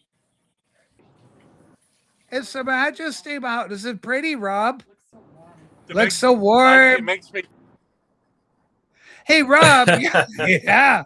Hey, Rob. When you go to a record show, do you worry that your records in this kind of California heat could be subject to melting problems? Because when you're transporting your records, they could warp and curve. Hey, we're not in a heat wave in LA right now. Yeah. Do you know what, Star Trekker? I love that song. One night in Bangkok and the world's your oyster. That is one of Rob's and my favorite songs, right, John? I believe it is, yes. I wish I was with Rob right now. Help. All right. We got a great comment coming here from my protege, Spring Hill Jim. Spring Hill Jim writes, Vinyl Dale, cheer up. Your latest video was the most depressing one ever. Jihadi John's beheadings were more uplifting than your latest video. Jihadi John. Rachel, I can't read the comments. Yes. Is Vinyl Dale crying over something? Vinyl Dale, I miss Simon. I missed your last video. Was there a problem that made you sad, Simon? Let me know in the comments below. All I know is Spring Hill Jim, one of our best and brightest, said that it was very depressing. Hey, Rachel, can you see like the haze coming off the ground there? Do you know what? Yeah, I can see that there's a contrail up there from some sort of vehicle flying. There's a jet above you, Rob. No, that's dirt on the windshield. Oh, sorry about that. Okay. So anyway, look at you guys got a car full of boxes. Yeah, Rob? That's a dead bug that Jesus determined died. Oh my God, Rob. Hey, guess what? Vinyl Dale is in need of someone to tell him what to do. Are there any takers? This is coming from Star Power. Yeah. Okay, Rob is here to help with this. Here we go. Vinyl Dale, turn the computer off. Turn the computer off. Holy smokes. He's got a great channel. Everything's going good. Brant goes, way to keep the bar low, Rachel. Oh, for the love of God, Brant. Come on, man. So Jim's with you. You got a car full of boxes. That tells me Uses off to drop the latest issue of the Record Collector. News is being dropped off to stores everywhere, and children the world over will love their latest edition of the best music magazine going. Yes, and the centerfold is really good this month. Yes, there are chemtrails, Star Trekker, Andy. Be careful up there. Okay, we're having a heat wave, a tropical heat wave, Ethel Merman. It's not a heat wave here in LA, Rachel. Yeah. Okay, Sad Bums has just joined us. Rachel, I'm a horrible father and a horrible leader. Rob, who am I? I am a horrible father. Rachel, that's a Billiam account. Well, what's William saying through that messaging? Well, there's no chance in hell he's a father, so that's wrong. Oh, you have to meet a girl first to William. even come close to doing that. Yeah. Hey, Rob, we haven't had William on the show for a while. Have you watched William's program lately? Anything he's done that? Rachel. Yeah. The most incredible thing that people find it hard to believe is I don't go to his channel. Anytime I'm made aware of what he does, yeah, someone sends me a screenshot or something. Oh, okay. So you're up to date. More up to date No, than I am. I listen. I am not the source for all things Billiam. All right. Listen, no need to get proud. You're pridey totted. You're a pridey tots. Okay, great question here. Can we have an update on Jim's developed what's called a cyst, and it's on his back. Rachel, Please, Rachel, I think it'll improve the stream. Okay, we're going to get an update. Rob, how's Jim? Whose comment was that? That came from Raji. I don't talk about that, Rachel. Jim, how's your cyst? They can be quite itchy. Rachel, I know that. Hold on. Do we have paper? Pay-per-view. Rachel, there's a signal going out. Rachel. Oh, the signal we're getting. Oh, I can't hear clearly. We're having interference. John, have you ever suffered the indignity of a cyst? No, I don't think I have. They can be horribly discomforting. Rachel, Yeah. just like Jesus has the ability to gift people with chess playing, he gives out cysts occasionally too. That's no, Rob. That is wrong. Jesus, don't do that. That's the I devil. got pestilence. The devil. That's the pestilence. Devil's work. Pestilence. Joel. Okay, Joel, don't put words in Simon's mouth. Simon, later I want to get you up here so I can talk to you. Hey. I want to find out about your depressing program. Yeah, leave Simon's mouth out of this. I'm just so curious about depressing videos. John, have you done any depressing videos that kids would call depressing? Oh, all of them, yeah. This would be crazy. Rob, I've seen this. They used to have this in what used to be called euphemistically a freak show. Jim had a parasitic twin removed from his back. No, it's a third arm growing out. No, It's A third arm. How to get Oh, is it Jim? Are you okay with your health front? Well, yes, yeah, I am. I had the whole how to get ahead in advertising thing growing on my back, but you know, it seems to be gone. You know, You can barf at Jim's here's hair. the beauty. You know what's great about that? You can make extra money with the Record Collector News by getting the small, malformed Jim Jr. with its little hand to personally hand Record Collector's News from your back. Newsprint is sterile, so it can be used to pack the wound. Rachel. All right, that is interesting. Hold on. Yes, Rob. If Record Collector News did not exist, yes, caged birds would have nowhere to crap. That's true. Okay, we can't listen, Eddie. We can't do the cyst right now because it could be a safety issue. Show us the baby cyst. So he's driving. Eddie Perez is interested, but Jim's driving. It'll become a fad, man. Everyone will want one. Yeah, everybody's going to want one on. now. Rob, Jim, have you ever suffered a cyst or even perhaps a boil? Jim, can you pull over? I think I got to vomit endlessly. Rachel, what do you, actually, do you ever heard the term like a Bible cyst? A Bible cyst? Yeah, a ganglion cyst. Are you kidding me? Is this a real thing, Rob? No. It's a real thing. Like I think it's a ganglion cyst that gets inside, like around your joints. And the thing is, they used to take a Bible and whack it. Oh, to beat it up, to loosen it. Stranglehold. Yeah. Look that up. Okay. Oh, God. Okay, here we go. Anatomy is a Bible cyst. There's one. I don't need a visual aids. Whoa, a lot of our audience are happy John shared the visuals on the Bible. Oh, yeah. I'm kind of new to this, Rob. Sorry. Yeah. Okay, we got a great question here. Rachel, there you go. Yeah. Jesus made Bible cysts for people. Okay, well, it's from the Bible, so I'm going to give you that one, Rob.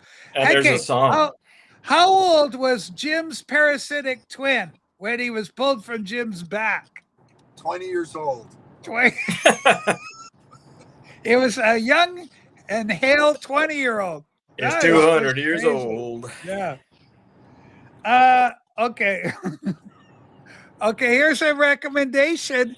Put a little hat on your tiny twin and have him perch on top of your hand, winding a little organ. So Hello, my baby. Hello, my Yeah, darling. Remember that would be fantastic. Yeah, yes, it would. Yeah, okay. Andy had one. They're called Bible bumps, Bible cyst, or in the vernacular, a Bible bump. No, Ladies and gentlemen, Rob, you're big on soccer. England versus Mexico tonight. Do you have who's going to win, Rob? Hold on. Can someone correct me if I'm wrong? Okay. But I believe Mexico City is like Denver, right? Oh, an mile altitude. high. So Yes, like high altitude. altitude. So competing athletes that are not used to the altitude Oh, might have issues. The English people is going to be in big trouble. Well, you know, like isn't Simon so short? When he gets higher and higher, he's least effective, and that's like strange. Here's one thing you didn't factor on. England only has African players on their team now. So because of that, they're all used to Kilimanjaro, the giant mountain of Africa. They are going to do fine. In fact, they may even have an advantage, altitude advantage. Oh, wait, isn't England's best player like a very inbred white dude? Their best player is an inbred white dude named Harry Kane. Yeah. You're correct Harry about Kane. that. He looks extra. I'm sure he seems like a nice He's fellow, a nice fellow. but They he call him the looks very- Great White He's Hope. very extra. Like he's like stereotypical British. Okay, this is a great comment here for us. Hey, this is from Rajiv for Rob. I've just been watching YouTube videos of cis spontaneously exploding while driving in cars. The passenger tends to get. All right, question, Rachel. I have a question for Rajesh. Do you have an erection while you're doing this? Oh, I hope it's not for sexual pleasurings, Roshi. Plus Okay. shrapnel. I never thought Always I'd hear that today. Happy birthday, America. Rob, were you out celebrating 250 years of the greatest nation on earth? You're a proud American. I just love you. Yankee Doodle Dandy Rob is. Rob's my Yankee Doodle guy. Rob, what did you do? Fireworks? Did you go out and blow up a barn? What'd you do, buddy? He blew up a barn. Yeah. Yes, Rachel. That I went and dumped some tea in the harbor. Attaboy. I love that can do. That's gumption, Rob. Nobody can ever accuse Americans of not having gumption. You know, I grew up not too far away from where the you're all out there from the Declaration of the Liberty Bell. No, but the Star Spangled Banner where they wrote that is a Do you know great where they song. wrote that? John Philip Sousa. They wrote that. Was it at Fort McHenry in the Baltimore Inner Harbor? John, Rob, I love that. John, are you as impressed as I am with Rob's knowledge of our history as Americans? I am always impressed by everything Rob does. Okay, so. Simon, you're in England, so you think Rob's driving because of your English car orientation. Rob is not actually driving. It's Jim from Record Collector News, the best record collecting magazine going. And Jim is driving, not Rob. Okay, Rachel. Simon. Hey, Rachel. Yeah. Rachel. I'm surprised Simon has the ability to tell time. Well, he knows how to. Sue, I love what you're wearing. Guys and girls, if you could see what Sue's donned herself in, you are ravishing here. Just ravishing. Me? What, this old thing? Yeah, you look so good. Holy smokes, Rob. I have a girls question for is Jim. exciting. Oh, John, go ahead with your Jim Kosh will make you big for it. Here we go. I would like to know if Jim likes the song 200 Years Old on Roxy and Elsewhere. Okay. Because I do. 200 years old, Jim. I don't like it. I love it. Okay, it's actually I was thinking about it. like 200 years old. It's like, look, Rachel. Yeah, so mean. Rob, are we going by the University of Connecticut? It's Pasadena City College. It's a Pasadena City Palace. The White House. It's the White House. Rachel, people were murdered there at the What? hotel. Oh, is that where John Bobby Kennedy got it? No, We're Rachel. We're in Pasadena. This street is where the parade goes down. Rose Bowl. Hi, Rachel. Okay, sorry. Here we go. Gotta go. Rose Bowl parade, everybody. Wow. Hey, we're about to park. Okay, To go to the Rob, are you looking for a record in particular, or just whatever comes what may? Well, I don't. Right now, I feel not very hopeful because it's the day after a holiday, so it might scare away some of the record sellers. So I'm not hopeful. Hello? It's okay. You know, one thing we don't have on this show is dead air, and I got curious what it would be like if we had some. It was kind of fun. I didn't like it. No, I thought there was a lag. It's better than pus shrapnel. Okay, gents, Rob, this is a powerful comment. You showed us a very lovely reflective pool. I love reflective pools. Uh-oh. Rob's got that's set up. They've done a good job with this place. Did it up to be nice. Our good friend Andy knows something about serial killers. All right. The co-ed killer went to Pasadena Palace. The co-ed killer. Oh, that could be. Listen, Rachel, there's murderers. Sue's excited because Sue's a twin, only hers actually fully developed, but it doesn't really matter. They're still twins, and that's something Jim and Sue have in common. So that's kind of nice. Thank you, Sue. Rachel, Rob, we love you. We're gonna cut it short. Okay, buddy, we love you. Have a great day with Jim. Look after him. All right, bye. Thank you. All right, bye. I love you, Rob and Jim. There they go, everyone, our pals.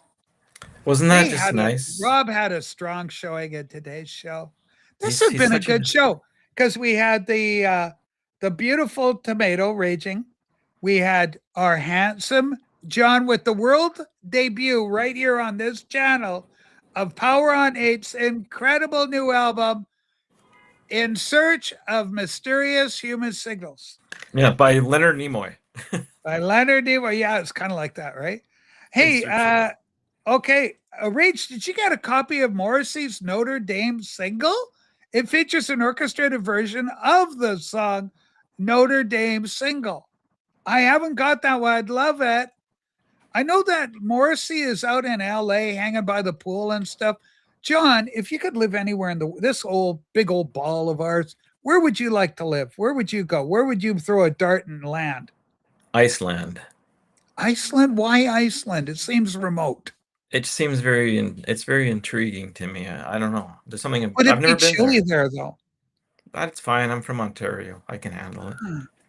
Yeah. If I could go anywhere, it would have to be a red state, and a safely red state, one that's not purpley and up for grabs. Arizona. Arizona would be good, but Arizona's a battleground state in many ways. Yeah. Arizona's burning up. Also, thoughts and prayers to people out in Flagstaff and the surrounding area. They got out of control wildfires going there. Yeah, that's really scary. Yeah. Joel, this is a huge comment that obviously we're humbled by here on the Ghost Channel. This has been without a doubt one of the best live streams in the history of all YouTube live. I think it's been a good one. Quite frankly. Are you paying this gentleman to say these things? No, I don't. I should. I don't. Joel, become a Patreon too. I need money. I'm looking for money. A lot of money. I'm looking for. John, we're painting the house. I think you know this. Ladies and gentlemen, we're doing an exterior house paint. We're going in old Holland paint too. Well, we I tell you. But Sue, we're a yellow, we're an off yellow and a teal right now. And they aren't really our color combo. We wouldn't do this kind of color. What would you think of a burnt orange? Yeah, it's kind of a burnt orange that he's got there. Sue's got a swatch, what's called swatches for the house color.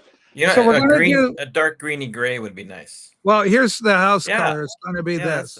I really like and then we're going to trim it in the yellow, in the cream.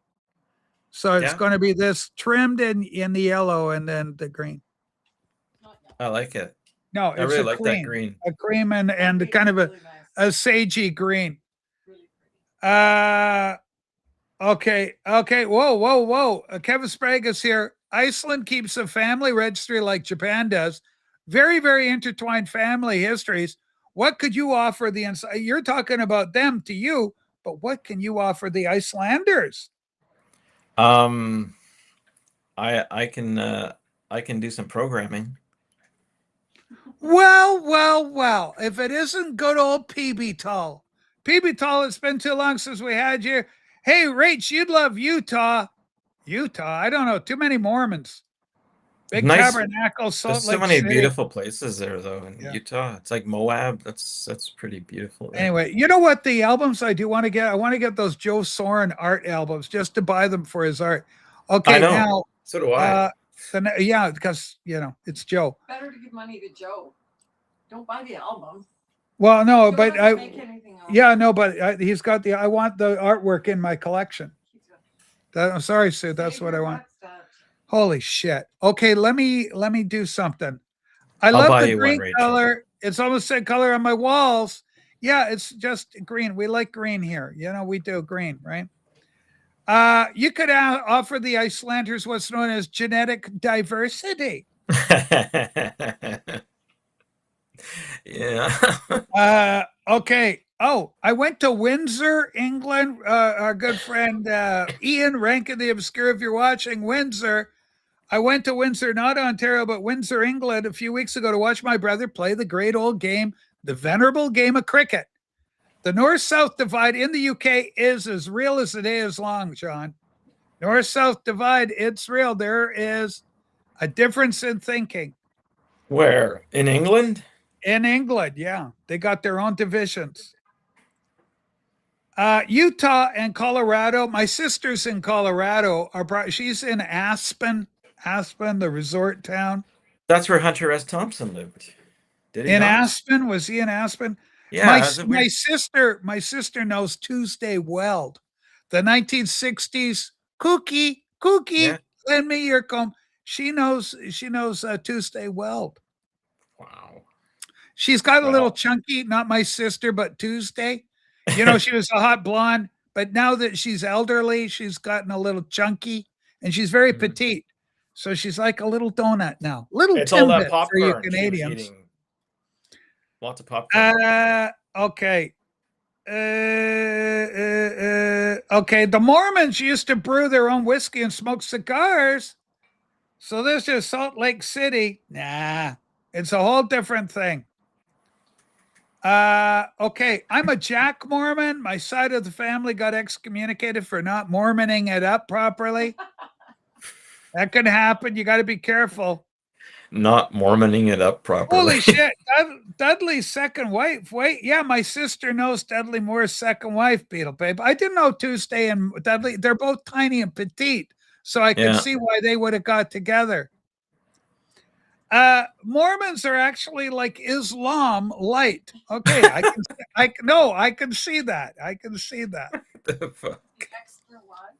I've made contact with Brogan Lane, his wife, after Tuesday. So Dudley, you know, he's cute. He would have married a couple of times. He died. Tuesday he's Weld is passed on. on. Yeah, he's gone now. Tuesday Weld is on the cover of Matthew Sweet's girlfriend LP. Interesting.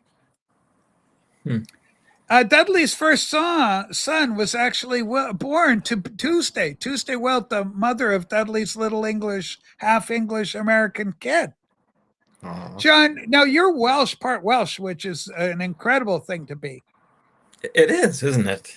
Can you say Llanfair Pwch Gwingich Goger Llyn Robl Llan Dysilio Gogogoch? I can't say anything in Gaelic or. It's not Gaelic. Don't say that whatever to it a is. Welshman. They have Well, I their don't own know. unique Welsh I don't know. language. Yeah, I've never been there. yeah. You could. There's different places you could say, like Penryn. What's that? Can you say Penryn? Well, Penryn? Penryn is a very well-known location in Wales. There's a lot of Penryns in Wales. Carnarvon. Okay. Carnarvon. That's your capital city in North Wales. But the capital city of all Wales is Cardiff, but we don't got it. It's in the south. They're mostly English now. Yeah. Dudley Moore, for those of you who don't know, actually ended up marrying 4 times in his life. And once was with Peter Cook. So, John, what kind of thing? Yeah, we love Peter Cook, the late great. Marriage. Rachel is speaking in tongues. Yeah, Welsh tongue right there. My Welsh relatives used to call my parents, and I would just give them the phone because I couldn't understand a damn word they were saying. So you had relatives in Wales? Yeah, I still do. Do you know what part of Wales they're in? Near Cardiff. Near Cardiff. So they're in the south. Well, I got, Tregaron. I got people in Tregaron. I don't know the particulars. I could let you know. Yeah, later, you better look into that. And your Welsh heritage, such a proud tradition. My sister's kid is crazy about genealogy too. She's done a ton of research. I don't have any of it or seen it, but it's tell her your cousin Rachel wants to know. Almost like the days of Elijah, the prophet Elijah, when the land was filled with widows and orphans. A lot of work to support the survivors of war. Kevin, true words truly spoken. Absolutely. Kevin, well, he's a renegade Mormon. His people were Jack Mormons. They got kicked out for smoking on Sunday. The jig is up, the news is out. John, have you ever been excommunicated from any organization? No, I don't think so. We got a question for Marty's fan base. Marty, will you be streaming today? Let us know in the comments below. Can you hold the fort? I have to go pee. You gotta go poo-poo? No, not the pee-pee. First one. You gotta go pee-pee. I drank like 4 cups of coffee. Be right back. Okay, I like this. The Welsh don't actually exist. A bunch of English people pretending to speak another language to annoy foreigners. We have a very dry sense of humor here. Holy smokes, Reggie. I got to tell you, no, the Welsh, they is the Britons. You guys are the Anglo-Saxons. There's actually... The big boy in. We pissed off an English woman. An English fucking English woman. She was awful. Yeah, she was bitter. Because we're Welsh. Well, we're English too. You're English. You're half English. She was a biatch. She was a bitch. She was an English bitch. She was in. We were in. No, we were in Conway. We were in Conway, and there was a little tourist shop there. And we go, with the castle, and we love this and everything. And she was English, and she was just there for the money, for the shop, her little business. She goes, the English built those castles. They're all English. All these castles. Welsh did nothing. And she was so bitter against the Welsh people, probably because the Welsh people had burnt down her little cabin too much. They won't do that. You're at the IRA. We won't blow you up. We'll just burn down your place till you give it back to the Welsh. Go ahead. She was a radical Brit. Go ahead. I don't know if this is true. I always remember reading stories about Wales and during when the Romans showed up, and they didn't apparently have a lot of Roman blood in them because they all ran to the hills. They didn't really fight. They just sort of hid in the hills. So I don't know if that's true. I just remember reading that somewhere. Yeah, the Welsh band Budgie, a great band. I know you love Budgie. I love Budgie. Budgie are a great band. They're what I call a straight ahead rock and roll band. They are so good. I love Budgie. Did you like them when Eddie Perez. What? Did you like them when they were a kid? When you were a kid? When I was a kid, I didn't know who they were. Honestly, I didn't know who they were. I only asked because I used to go through the records. I'm not that much younger than you, and I'd see these Budgie albums, and I would be like, "What the hell's that?" Because some of them. Okay, our rock gods. You're a rock god now, John. Do our rock gods get asked this kind of question a lot? Okay, here we go. Can you answer this?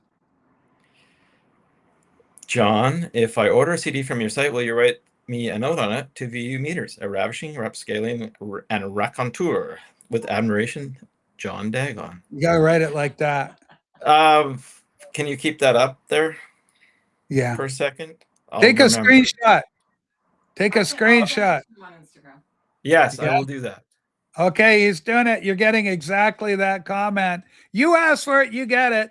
Hey, ladies and gentlemen, our good friend Marty's going to be doing a short stream before the Sunday ride. What I like to do nowadays, I'm good for about 2.5 hours here with this show. not even a 3 hour. I think we're good for about 2.5 hours in the modern era. Once a week we do the show. And a reminder again, please support us through my Patreon. It means a lot. It helps me out a great deal. So, we're old people, we're retirees, and we're on a fixed income. It's very sad. And we're Canadians, so we have hardly any money at all, right, Sue? Anyway, there we go. Go over here and support Vanity the User. That's me, Vanity the User. Please support Rachel's Ghost, and that would mean everything to us. $5 a month. And, we do the occasional little skit, and there's added value there that you'll love. Yeah, when we go out shopping and yeah, I did one with the chess set. There's a message there. And, you can learn all about the inner workings of Rachel, and you get Sue. That's the other thing with the shorts and on the Patreon. That is where Sue will appear in a short, which is good. I still like the one when you ran out of the store with the record. I think that was pretty good. Was that a good one? I ran out like I was stealing a record. The show, hey, come back with that record. I'm booting it. Yeah, we did. And it was real. Like, that's the thing. It was good. That was. Yeah, we'll redo them. Okay. Okay. Whoa. Kind of interesting. I've spent 5 years with the Department of Homeland Security investigators. They were investigating a liar, a scoundrel. My dad could never get any fixed income from the Veterans Affairs for his injuries. Now they give lifetime disability to 20-year-olds for post-traumatic. I know the world has changed. The world has changed. And in some ways changed for the better. We got to look after our veterans. It's so very important. We have our freedoms because these people, our veterans, fight for it. Agreed. Okay. If I appear you don't appear heartless, Kevin. You're lovely. No problems. Okay. Raji, Dagon says the album Outlander is the most famous release, John. Outlander. Yeah, I'm going to look that up. Thanks, Rush. So, ladies and gentlemen, we got so many great artists out there. Mark Anthony K, Project Gemini, he's got his new album coming out. We're going to promote the hell out of that once the vinyl arrives at the door. I want to get Mark up with me. John's album right now, Mysterious, In Search of Mysterious Meanings, Human Signals, Mysterious. That album right there is just released. Please support independent artists. Buy the CD. Later, he's coming out with the vinyl later this year. And also we've got First Boy on the Moon, David Pedrosa, his incredible album, Demons. Love it. And then we've also got Angelo Kelly's latest album is so good. Get that. And then we also got Joey Callio reissuing Beautiful Record Store Day, El Subliminoso, his album. You got to get that from the Incredible Data, incredible band. Okay, I just ordered it. You forgot Nick. Okay, and Nick, we got Xeno. Okay, hold on. Here's Nick. Xenobiology on vinyl. Nick Tronic. We support Nick here on this. This isn't the latest. He's got a bunch. If you go, he's prolific. He writes a new album a day. He's got a lot of stuff. Yeah. Okay, it wasn't bad. It was $23.44 USD shipped. Boom. Yeah, that's the great thing about being reasonable Canadian in a way, because you charge whatever, but then you get it to the States and it's cheap. Well, cheaper by lots. So. Yeah. All right. So anyway, it's a really good show. I'm really happy to have John up here and to promote his album. Thanks, Rachel. Have you got another album already in the works or something like that? Yeah, I've got like probably nine songs that are not quite completely mastered, but I'll probably have enough for a whole other record soon. But I'm gonna wait. I'll sit on that for a while. But yeah, I've got a whole bunch of. I would love you to reach out to Joe Soren and talk to him about the artwork. Because I don't know. For me, it would be a no-brainer. I'd just do it. And David Donnelly, get David. I'd love to see David and you work when he has time to do it. That's the beauty of it, because you just send the file over. Because you do a lot. You're a one-man band. You do stuff off the computer using Band in the Box or Pro Tools or one of these things. I'm using Logic right now. It's Logic. Yeah. Are they good? Is that Pro Tools? Are they as good as Pro Tools? It's similar. Yeah. I mean, Logic. I mean, Pro Tools is one everyone uses, but yeah. Anyways, yeah, David and I talk for sure. I would like to. I mean, it'd be cool. Yeah. I just love the idea. It tickles me when I get our people, I call them our people, the vinyl community, when people work together and do stuff, right? And make it all happen. I don't know if this is private or not. I don't think it is, but even like Nick Tronick and I was planning on doing some video stuff for one of his songs. I just haven't gotten around to it yet. Oh, okay. So collaboration. But we're going to try to do that. I mean, I haven't done much lately, but yeah, it's just the video elements, and he supplied me some stuff. So anyways, it's good to collaborate. I like it. It's fun. Ladies and gentlemen, I want to thank everybody for being here today, especially John for beginning to help us out with the show. God bless America.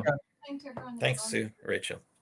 John is my Patreon co-host, by the way. So when you get me, you get this handsome cat. When we do the Patreon, John is really our perma co-host there. And I really appreciate John's help in that regard. It just makes the show better. And but yeah, happy birthday, United States of America. You are the greatest nation on the planet. Ben Franklin said, you got your republic, America, if you can keep it. Let's hope you keep it for another 250 years. And let's say no to communism. Let's fight, fight, fight. God bless America. God bless all of you in the vinyl community. You're a good bunch. We sure have some fun here. And be good to one another. This stream has been exhausting. Thank you, Paul. God bless you. Send money, Paul. Attaboy. Attaboy.